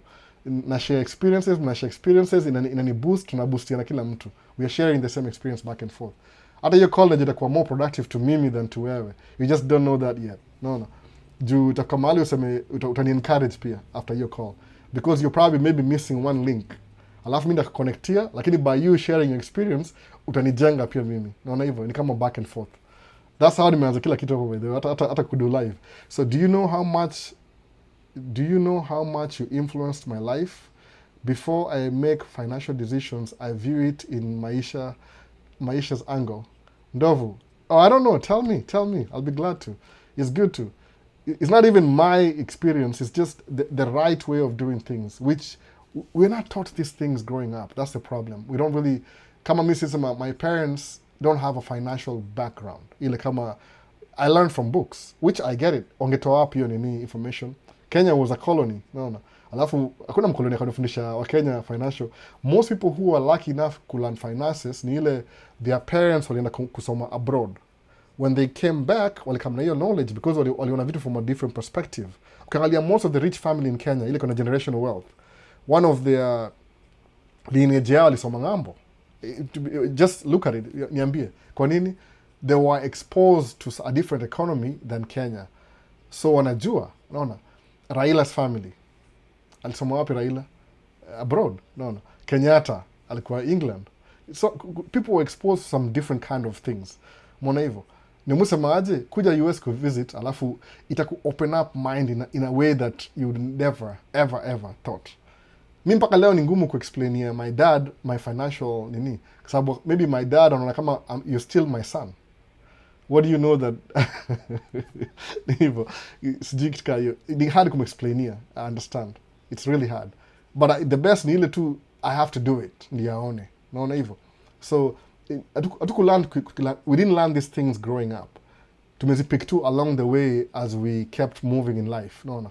So it's something that if ukijua appreciate alafu share it, kwa sababu the beauty of sharing something, it sticks to you because it becomes part of your conversation. Hiyo ndio important. Ukiongea inspiration, output yako even subconsciously itakuwa inspiration. Kwa nini? Because that's what you're feeding your mind. Na mind yetu ni ginormous, sijui ni kubwa, ina absorb most of the things. Una nini? So if you have a mindset, share your mindset. Hata kama unakuwa rejected, still share it. Kwa nini? It builds who you are, your personality. Because una replace zile thoughts za kawaida na thoughts za development. Kama mimi, I'm always thinking about what's my next move. No. Every single time, move kiria hivyo. If I get a 2 million, what would I do? 3 million. Alafu nasema, okay, 3 million, I don't know what I'm going to do 3 million. Nasema, internet. Naangalia, what things can you invest in that will make your cash flow of this much with 3 million? Naangalia. Kama ile parking lot, mpaka leo naiangalianga. Parking lot izanimekia 60K a month. Nile sija pinpoint exactly where I want to start with the parking lot, but it's still in the back of my mind. Is it a big business idea? No. It's small too. It's some kind of business nobody's thinking about. A few people are doing it, but people are not taking it so seriously. No. That's one thing. Hiyo mambo nimesema niingie construction management kama shule. Ndaingia, by the way. Community college, I can afford it. No. I can totally afford it, by the way. But nachukua student loans anyway, ndio ikuwe more challenging, nijipatie time. Alafu nifanye. What's going to happen ikikuwa na construction management associate degree? Ndaanza kubid for jobs. I already have trucks. Nda double income yangu ama ni triple in 1 year. What about my dreams? Zitakuwa closer than they were before. Mona. Kakiambia wife, you're a musician. Sing some songs. Oh, I don't like my songs. They are more like for Caucasian people. It's not for black people. Fanya kolabo. I know this guy. Mpigie simu, mpatie, mtawak pamoja, mtatoa beat. It may not be the perfect, but it's a start. It's a beginning to something. My brother, youngest brother, ni musician, ni msanii. Asha create Maisha State, hiyo song yame, amesema hiyo kitu. Construction management. Amesema hiyo kitu ya Maisha State, sisi tunapenda. Hiyo ni song yake. I don't know how he came up with that. Nipatie mimi come up na vitu kama hizo. That will never happen, not in this world. I would never write a song like that. Nikamwambia msee uko na talent. He cut me off. Ni kama 2 years sasa ni cut off my brother. I don't know what I did. Maybe I did one small thing that pissed him off. After labda mimi ni enemy wake, but it's family, Ama labda janiona for a long time. Tujaona brother yangu for 19 years, I should go visit. Nikamshake. Brother, you shake you. Ajeni mimi. Ama ndamhag. Hey bro, kuja hapa nini? Shake ni ile. Mbona unipigiange simu? I'll definitely do that. Acha ni try to catch up na my questions, naongea sana. So, this engineering course is field related, Kindly share your thoughts, what you would have done. Personally, I feel naeza fanya a lot na software engineering, and this inanipea liberty. Kama sikia hivi, Ruto wamepropose wana update airport ya Kenya, airport ni JKI inakuwa wasemaje, inakuwa upgraded, naweza sema hivyo. Unaona? So JKI itakuwa na runway east side na runway east side. Meaning local flights eventually they might move to the other side. International zitakuwa katikati hivi, kama flower hivi. Nimeona hiyo design. I was so curious. I wanted to see the design. Kwa sababu one of the best airplanes ni kama ya Dubai. Dubai ya Emirates. Is a straight line. Atlanta is one of the busiest airports in America. Atlanta ile Delta headquarters uko hivyo. Lakini hiyo ni kama kuna runway left side na right side, alafu everything iko katikati hapa. Unaona? Alafu hizi magates iko katikati. Lakini because Atlanta ni ile they are building upon an existing infrastructure haikai poa sana. But kama ile Ethiopia, ile wanajenga Ethiopia, ile brand new, itakuwa beautiful. Kwa nini? Because ni from the ground up. Itakuwa na design hapa. So Kalama, if you're getting into engineering, Africa is just about to blow up na engineering. Just about to, naona. 10 years from now itakuwa a hub. Mwana hivyo. So your first job could be Emirates. I mean, Ethiopian airline. Kwa nini? Well, aviation 10 years ago, ndiyo job iko available. Naona. Me, I don't know what I'm going to be doing. Sometimes you never know. Mi nilijua nakaa chini nifanyie wase podcast. This is the last thing I wanted to do. Kukaa mbele ya watu. Lakini in my personal experience nigundua hivi, when I came to America, my learned experiences, it took me a while to understand systems. But systems zangu niko kichwa ngumu. I would still try them anyway and fail. Because of my failure, no nililearn ku succeed. So musema hivi, just because I went through the same experience, wacha nishare na wase, however stupid I'll look like, however dumb it feels like, I'll try and have good lighting and good cameras and good audio. Alafu ndaongea tu Kiswahili. Because deep down, Kiswahili ndio the real me. This is me. I'm just talking like me. I don't have to invent the wheel. I'm just sharing like the way I would talk to you as a friend. No nevo. Ni share my experiences. Because this stupid thing I do, small business and trucking, is my livelihood in a different country. You know how serious that is? Like, the thing that I'm doing right now, which is the last thing I wanted to do, drive trucks and run a small business, is what I'm doing. I don't know how many miles from Kenya mpaka hapa. Kilometers, ni ngapi? Najua naweza fly. The only plane that can fly from Minneapolis to Nairobi ni Airbus A350 1000? I think so. Iko na hiyo range, mafuta enough. No, I think so. I think so. Sijui capacity yake ni ngapi. I think Airbus A350 can fly 8,700 miles. So, kilometers, I think I can get to Nairobi na Airbus A350. So imagine, I don't know how far it is from Nairobi mpaka Minneapolis. Naweza angalia haraka. No. Miles ile can fly directly. Or somebody can tell me who's faster than me. No, hivyo. From Nairobi to Minneapolis. No. JKIA to MSP direct flights. No. Flights. Ama miles. Just say miles. Nautical miles. Taki nautical miles. Like ile mtu kama kilometers. Miles. Ni ngapi? Tuwane inasema ngapi? Inasema 8,174 miles. Nautical miles ni 7,000. Kilometers ni kama 16,000. So mimi niko naishi hapa hivi 16,000 miles away from my home country. Naona, which I had a job in an office in a transport company to multiple hauliers. And now naishi Minneapolis, St. Paul, 8,000 miles away, which is maybe approximately 16,000 kilometers away from huko. I live in this state, and the way I earn a living is running a small business, driving a truck on a daily basis. That's nimenunua deni. No. I didn't even have the money in the beginning. Nilinunua truck na deni. Alafu this stupid thing that I'm doing, ni joke. Ni kama joke. It's a stupid joke. Like, I live 16,000 kilometers away from home, and I'm driving a truck for a living for 9 months every year, and 3 months off because I have kids. I have to watch my kids. Alafu, then I'm driving a truck for a living. That's how I earn a living. That's it. Unbelievable. No, naive. Hata it makes sense kabisa. Alafu niambie, na mimi sikuwa na strategy. Things just happen. So wherever you have the opportunity, wherever unaangalia hii video, you have the opportunity kusikia hii information, alafu ingest ile in your brain. Alafu it makes your wheels in your brain start thinking.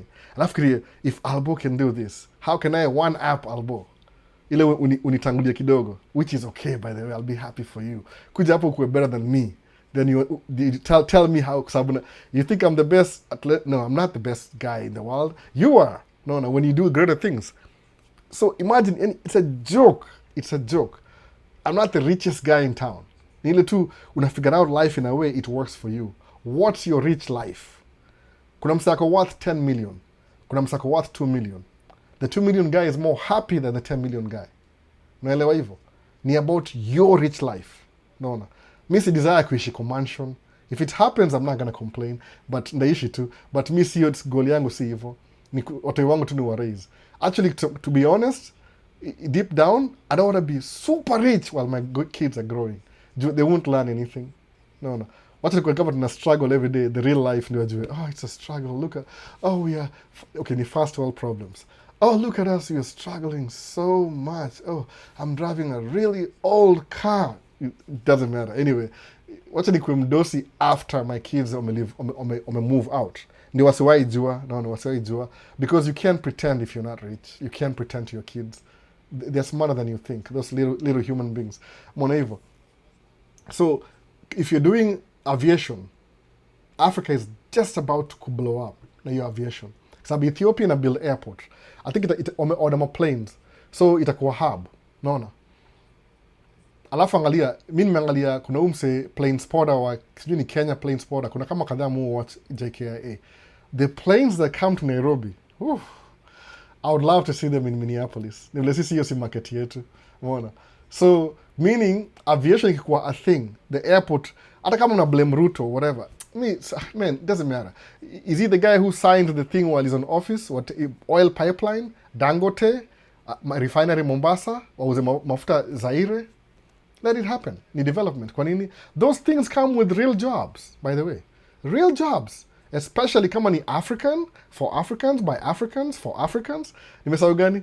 Ile Africans of the people. Oh, of Africa, for Africans, by Africans, for Africans. Kitu hiyo. Itakam na hizo resources. There's no other shortcut. I see it coming 5-10 years from now. No. Muangalianga ma house tour, TikTok, Instagram, za Kenya sema, man, Kitengela, your bungalow, 3-bedroom, open house, akianani. Alafu nafikiri ile wale ya Kenya, you can live in this house in Kitengela na wewe inakaa hivyo. Akianani, hiyo nyumba. I wish. No. Zinakaa poa. Na kuna hata waangaliange video kama hizo. Itatufikia lini una complain?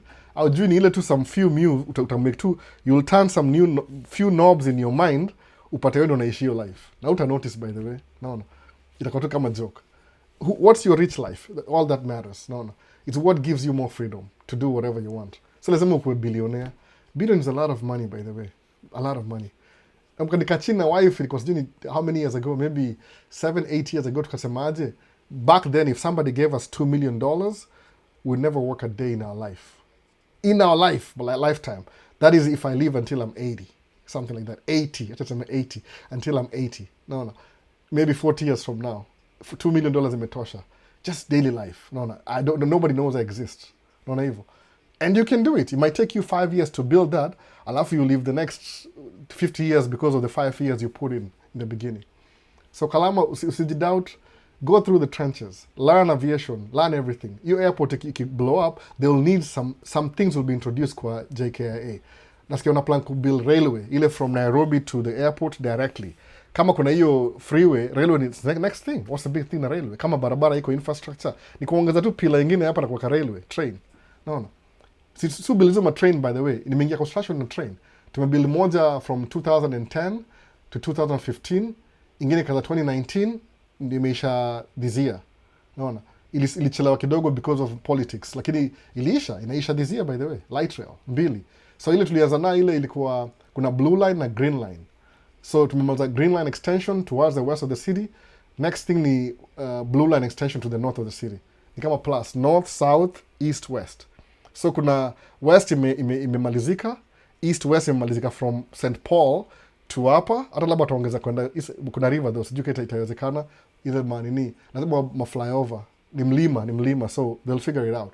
Lakini in terms of ile railway it extend from north to south. Mona, it's coming maybe next year. Ndabai tracks zingine mbili. I don't care. Ndabai tu track. Will I use my money? No, I'll fund financing. Sababu kama job iko guaranteed labor, I'll create some employment, I'll hire some people. Mwana hivyo. So, tunaangalia tu future, alafu sema, how can I take advantage of this new project? Utacomplain juu ya Ruto, lakini he was in president akisainio airport tengenezwe. Ili fast jua uzie nani, it doesn't matter, wacha airport ikuje. Ita bring my jobs, naona. Juu capacity ya Kenya, hata cargo planes muona pale, nasema haki ya nani. We don't get those over here. Hapa tuna cargo 3, tuko na ama ni 4. Kuna Amazon Prime, kuna UPS, FedEx, na ingine itongaje ya yellow ya Europe. So FedEx, UPS, Amazon Prime na DHL, that's it. DHL ndege yao ni ndogo, UPS ndio kuna ile ndege kubwa. Sasa ngojea UPS na dabo sana, unaona inaingianga tu kama every other day. Kenya kuna sijui Ethiopian cargo, sijui aviation industry is growing.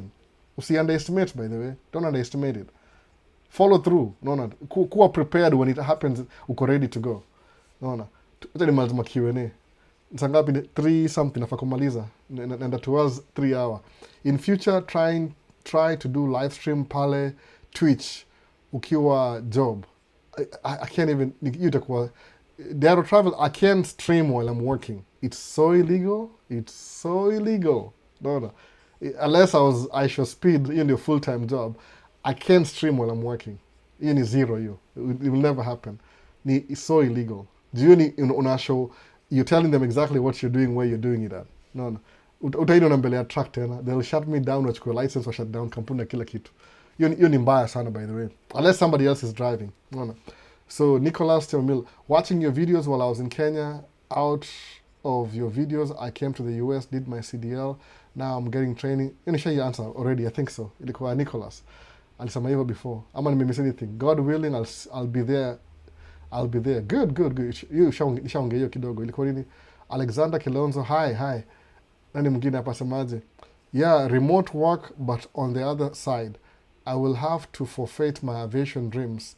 In a dilemma at the moment you take place. Remote jobs ina make sense kama kwa Kenya, but pia hapa hivi you need some experience. Naona kama vile Trump administration imeingia, they fired a lot of people kwa sababu unajua economy, new administration iko na try to rearrange everything the way it works. The old one ilikuwa friendly kwa remote jobs. Just whatever you're doing, finish it first. Kuwa finisher. Start something, finish. Kwa sababu do you know how many ideas I have about things? More kama 10 ideas. Musema, which one am I considering? Nisemaje, let me make a new channel ya model airplanes. Nikaona, no, that's another thing, another job. I have kids. How am I going to do that? Ita work out, nikaachana nayo. Hata nimepause, nikaona mandege hapa but sijai do review, but nasema ndadu review baadaye. It's still on my project. Finish one thing, alafu move to the next step by step. Ukiwa na 10 different things, ita end up not doing anything at all. Unfortunately. Finish moja umalize kabisa. Naona. Usiende ati I'm here, I'm there, I'm here. Example, you want to marry 10 women. Example, if you're a man. If you're a woman, you want to have one husband, but you have 10 men to your disposal. So how are you going to focus on all of them? Na wote wako poa. Lazima uziroin na mmoja ndio upate hiyo marriage. Naona, it make sense. Juu niulize mimi kukuwa na different inakuwa hard sana. Naona. Mimi niko na baby mama na mtoto mmoja, wife na watoto watatu. So siwezi kuwa na harmony because my daughter ako influence na mama yake mostly. So I only have a fraction of influence kwake. So I have to live with that. No, there's nothing I can do.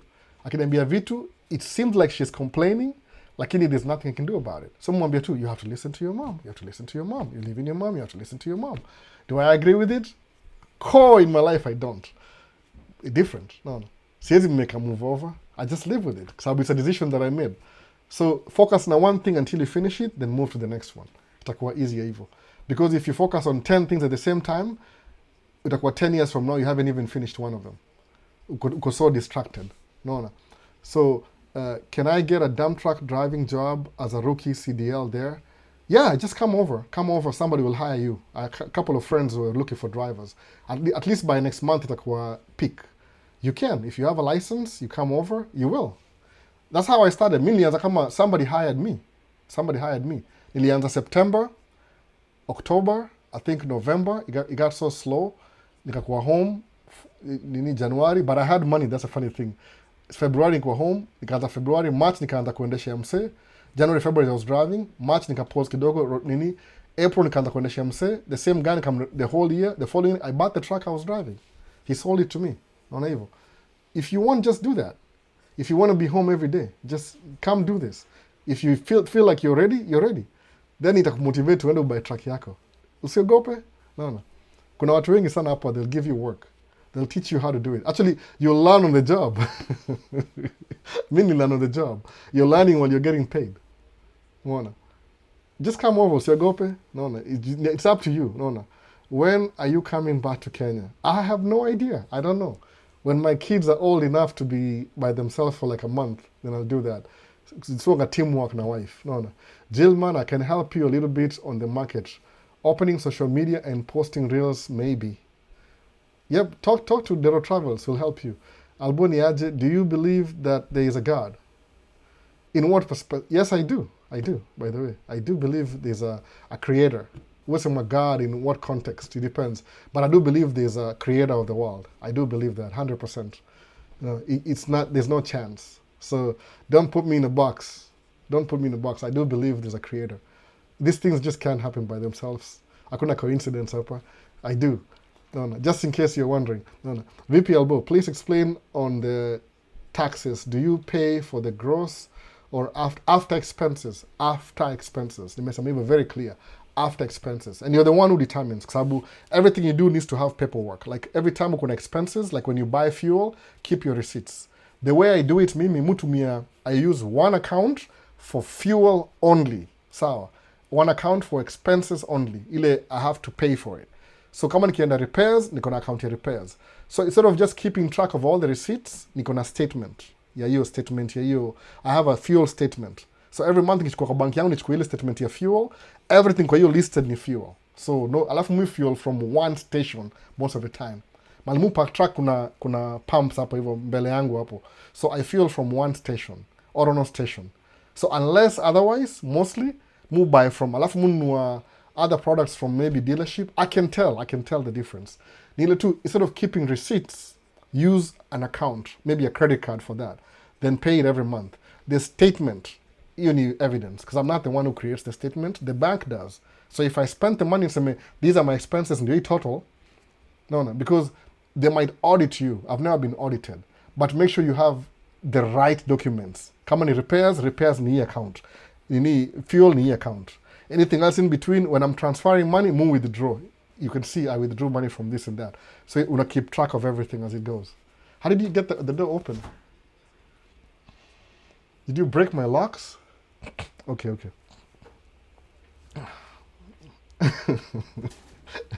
So ni hivyo the Kiblangat, kumbuka hivyo. I'm leasing and you're right, it's a scam anyway. Yeah, but Kiblangat, if you're leasing, now uko wise enough kujua owning is better. No. But it's good you did that, because once you do that, inakuwa easier. No. Connection ndio normal. Nasema connection ndio please talk about mechanics kindly. Arnold. Mechanic kuna job everywhere. Any kama wewe ni mechanic au itaapa kama diesel mechanic, utapata job kesho, by the way. Kwa sababu watu wanaingia wakitoka. Okay. Just call me, I'll come open it. No, you won't. Come on. So umekaa Stato how long? Micah, 19 years so far. And towards 20. So what's your thoughts on Niger hustle? The likes of Hush Puppy, Yahoo Boys, etc. I don't really know much about that. I don't follow them, so I don't know the hustle. Maybe I'll look at it now that Mesema. Tell them sound is the most important thing in making videos, kaka. I love the outcome of your quality sound. In a help out sound only half the video. If you have good sound, people can watch your video. If you have bad sound and good videos, people won't even watch it. No. Your mind typically will check out. No. So Dero, thanks brother. I will stay in touch. Jill Mana. Yeah, get in touch with Dero Travels. As a PPL holder, what's a PPL? I know aviation is expensive. Kalama should be sure it's truly your passion before committing, and he risks wasting time and money on the wrong path. I don't think he's doing aviation directly, but in aviation has a lot of money, by the way. I'm not going to kid you, to be honest. Kama nikiangalia ops, our airport runs 24 hours. No. There's people for every single thing. I work at the airports occasionally. There's jobs for the airport this year. I'm going to be in there, but I'm not going to be recording when I'm working. But it works like everywhere if you look at it.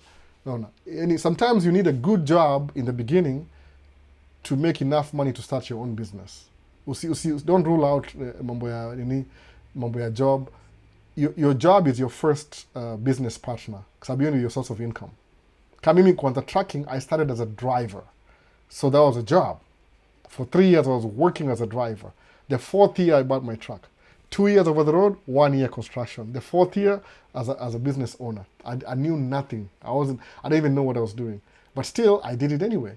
So sometimes you need your job to get to the next level. Income. So what about a combined truck na mechanic? See, you'll save a lot of money kuliko kufanyiwa. Yeah, you can do that too. It's just that when you're driving, you have to sleep. Rules that trucking ile, you have to drive maybe 14 hours a day, then you have to sleep 10 hours. So if you're a mechanic, are you going to fix your truck for 10 hours at night? Then when are you going to be driving? Not able. But if you can do that too. If you come over, you can start with a mechanic, then you go with driving, then you put your drivers, then you manage them as a mechanic. That's what people do.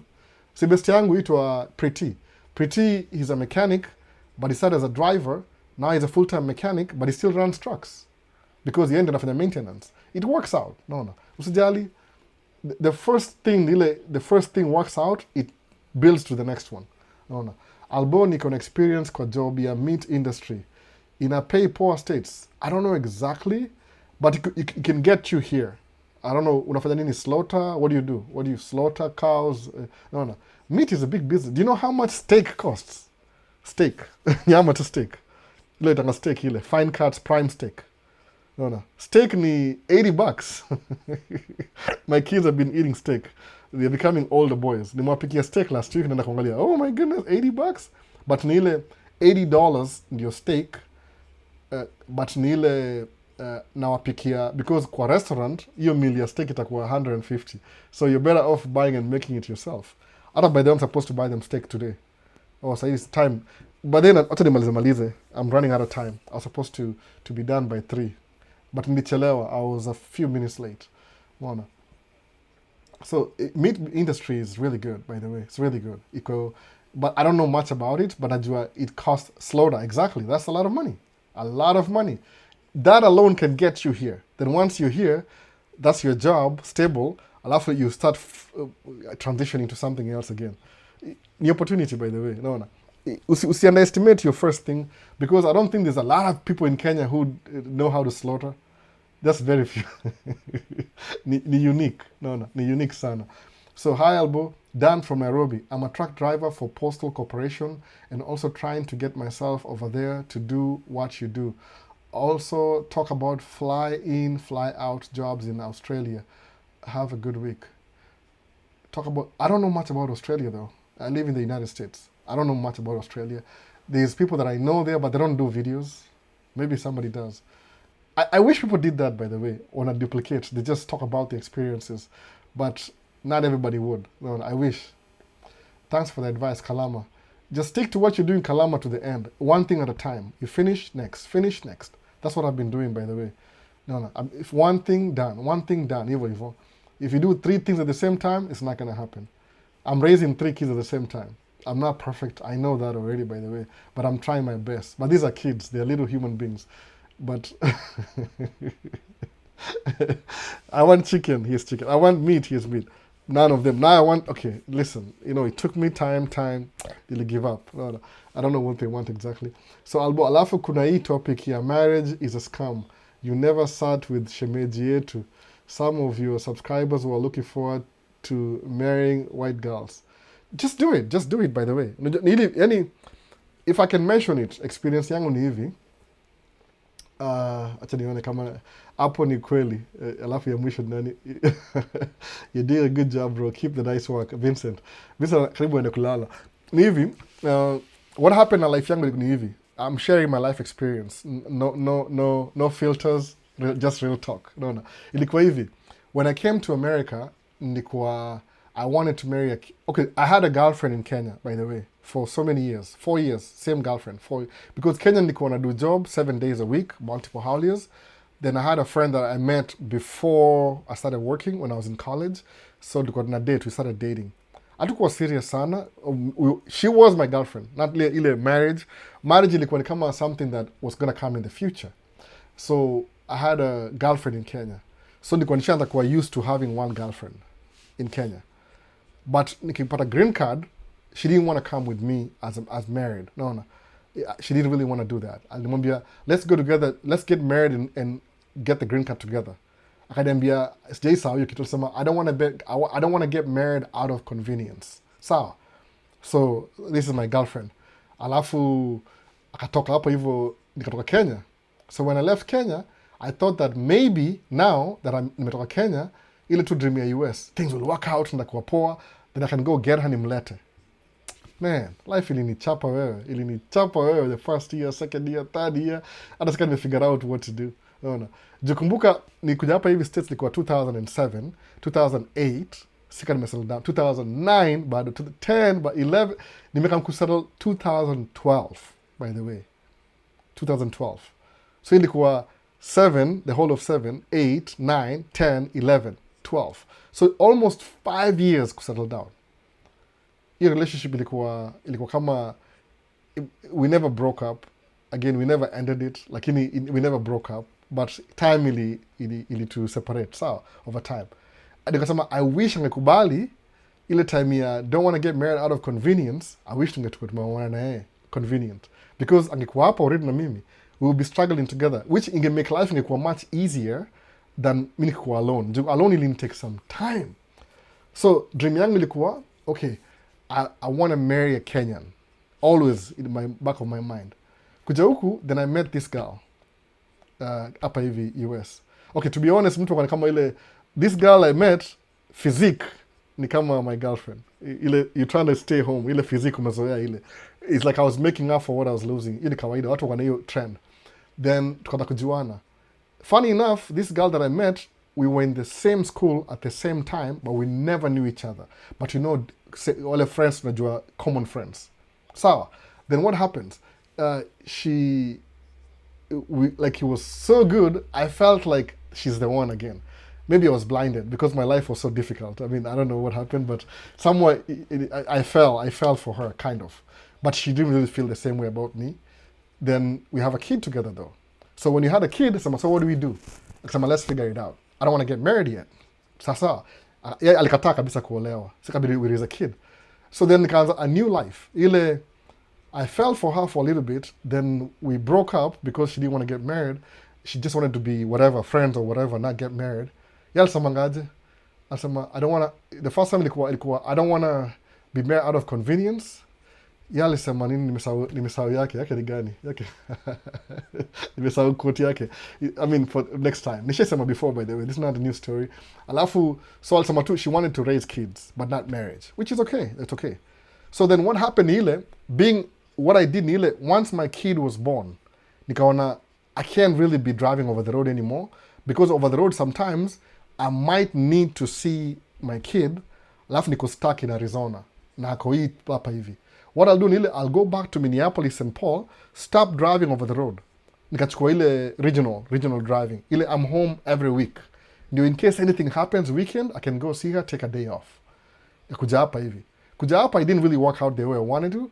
So nikaanza job local as a driver, ndio nikaingia construction. Everything happened a coincidence too, because I was trying to support my kid and be there for her, right? My daughter, who was 16. So I've been here 19 years, my daughter is 16, so na hiyo life ndio hiyo sasa hiyo ilinishika. So basically what happened hivi, my ile African community, I didn't really know a lot of people in African community because niko over the road driving. So nisikuwa najua watu wengi sana. Alafu sasa vile ule demu wa Kenya ameniambia I don't want to get married out of convenience, huyu mwingine amesema nataka kuolewa to raise mtoi, nikataka kuwa suspicious na mademu. That's where I was in my space. Sikudanganya, I'm just being honest. Kwa suspicious. Alafu most of my advice nikipewa, people nikuwa around job nini walikuwa wao Wangoso. Juu technically hapa hivi Minneapolis 80% ya population ni Wangoso bado. So who was I interacting with every day? So mama wangu hapa hivi alikuwa anajua mimi na mtoto, anajua niko na situation, anajua kila kitu, but alikuwa ananitreat kama tu mtu kawaida. Wa Kenya wako ni avoid, wasema umse akona issues already, so huyu tuwezi kaa naye. I'm just being honest. Sijikalisha hivi before, but this is true. Nikasema okay, sawa, what do I do? So over time karealize aje nikatha somewhat kutrust our Ngoso kuliko wa Kenya.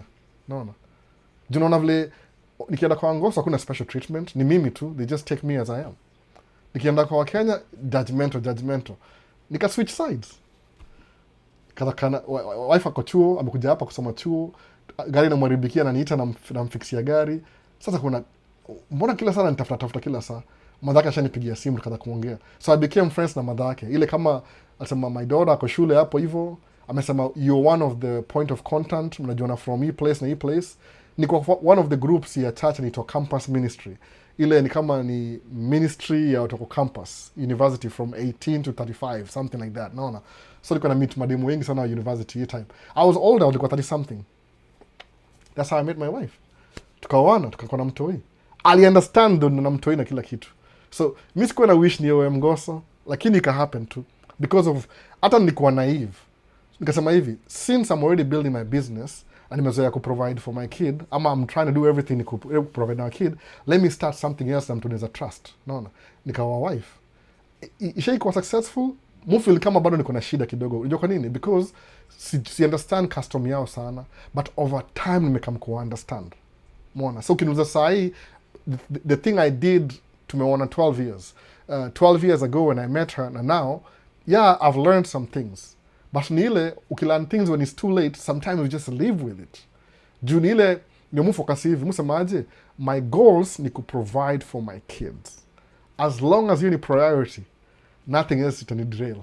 Unaona hivyo? Nothing will derail me. My daughter yuko na mama yake. Mama yake aliolewa tena. So mama yake kuna hazi. Lakini ni ile, siwezi mu-influence the way I want to.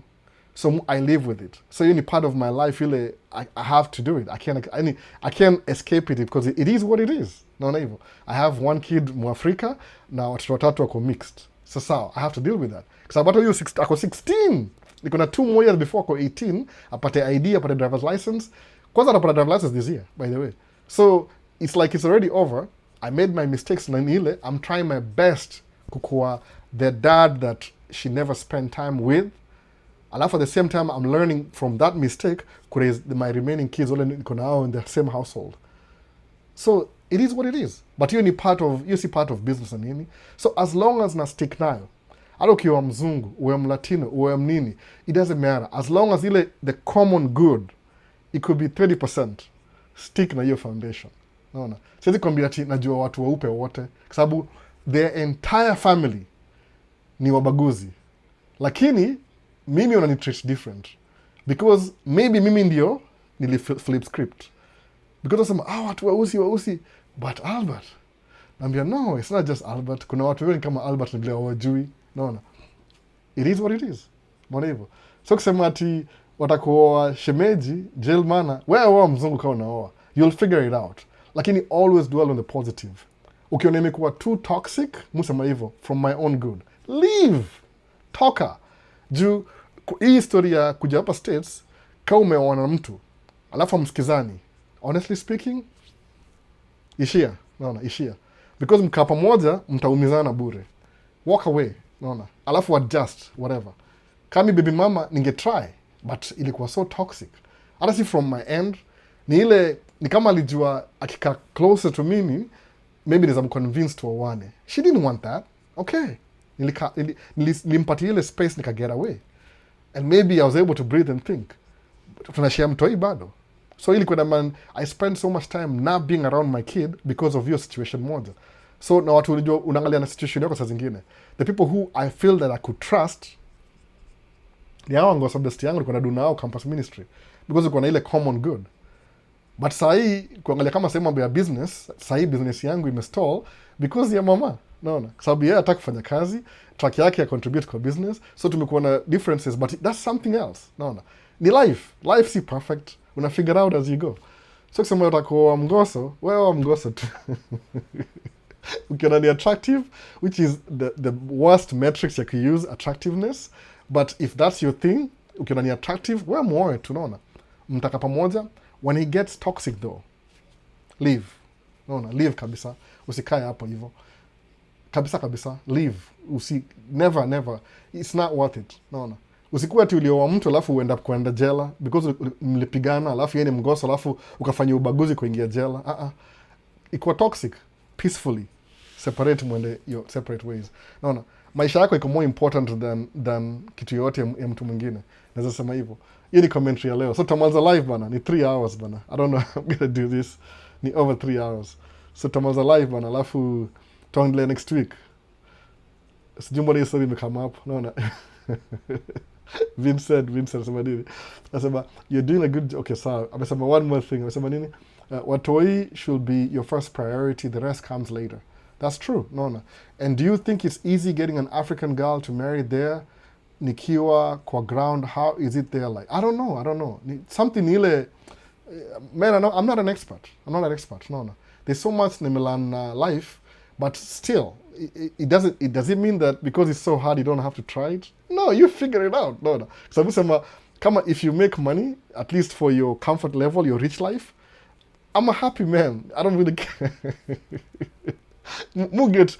Yani kuna vitu mufanya, I get pleasure from the things I do. No. Kama nikishare experiences na say it feels good. Na feel kama I'm contributing to the community. That's all that matters. Alafu number 2, watoi wangu ndio priority. Naona hata madha wao wafanye nini, ndangoja paka watoke wote, alafu pia mimi nijichuje. Alafu ndakuwa na structure in a way that ndajichuja aje. Naona hivyo. So si kitu ati usema ati kuna specifications na nini. Real life ni real life.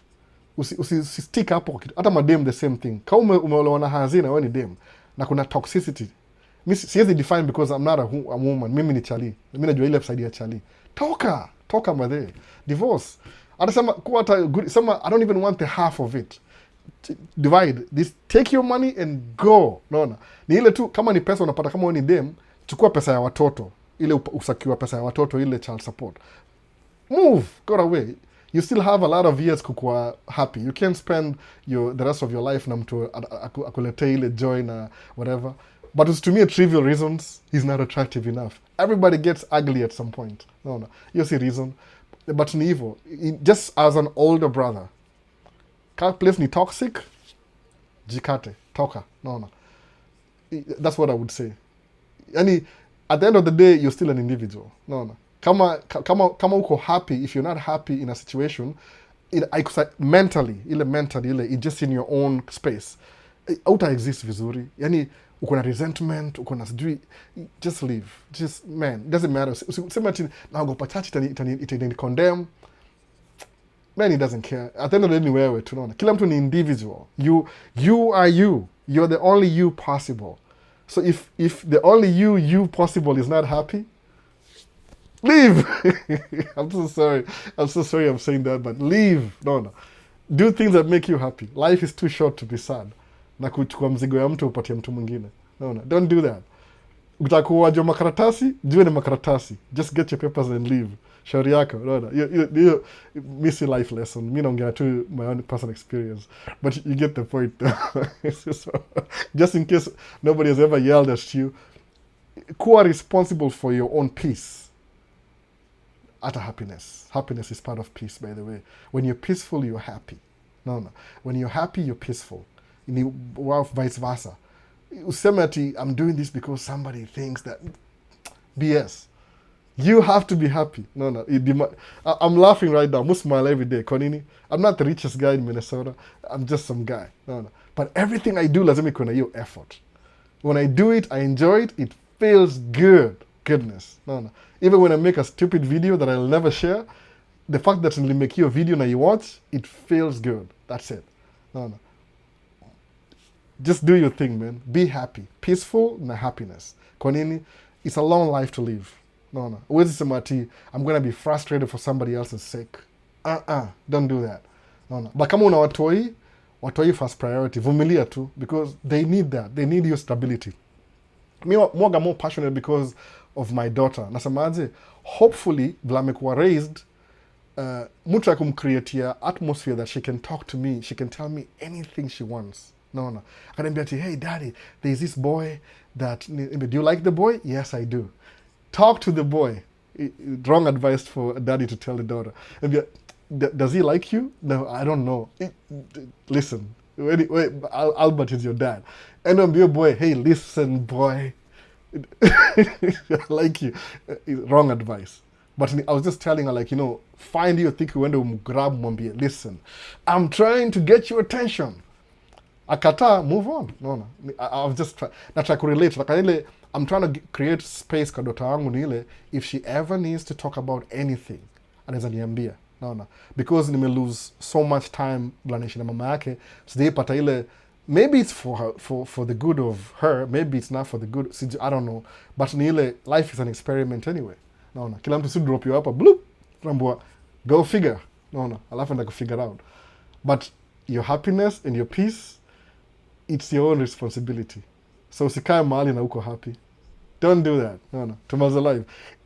Anytime that I'm always on your live, you're always happy. Maze, thanks. That's so nice. Maika, usijali. Ni vitu mingi. I try to. The things that I find passion is, muifanya na passion yani. It doesn't cost me anything to be happy. Kama could travel could make me really happy. Lakini my kids need me. No. So, in your life. So, 4 kids. Si rahisi. No. Tasawa say, Tamaza life basi. Why do I have to get so deep over here? Anyway, ni hivyo tu. Vile inafaa. No. Your own happiness is your own responsibility. You have to be happy every day. You have to be in peace. Kwa nini? Any decisions inakuwa made, you're peaceful and you're happy, is the best decision. You'll never regret it. Mwona hivyo. You'll never regret it. Sababu you make in a rational mind. Anything nafanya under pressure, maybe ni ile ya development. Ile, I want to start a business. Kama mimi, when I have a truck payment, you need motivate to work hard. Kwa nini? Because I know I owe somebody money. I can't wait until I pay off the truck. That's my adrenaline. No. But overall, your peacefulness and your happiness is your own responsibility. Protect it. No. Because at the end of the day, you're an individual. Sasa uko kwa hao umelala hivi una scroll through TikTok usiku, if that's what you do. TikTok usiku unaangalia, let's just doomless. You're by yourself. You have to be happy. Ndio ukiamka asubuhi, una do the right thing. So ndio hivyo basi saa, real talk. Tongea baadaye basi wase. Tani manza live hapa nianze na TikTok ndio wasinisumbue seme, these people still watching. Tuanze na TikTok end live. Nimechelewa, kuna job kesho, So isamanga hivyo. End live, you have viewers still marvel at your energy. Sijali bana. Just be happy. Tusaa, TikTok imeenda. YouTube wase, see you on the next one. Peace. Kuna video moja kesho ya tracking. Ama ni kesho kutwa, sijui na hii post lini. Lazima niweke thumbnail. Sasa, Vini, see you on the next one. But enda muwe wazungu. Sometimes ni opportunity ya kuwa mzungu. Inakufungua akili. Unakuwa more broad. Usiogope. Kama unaogopa usiogope. Live your life, man. I don't care. Live your life. Sasa, see you on the next one, basi. Bye bye.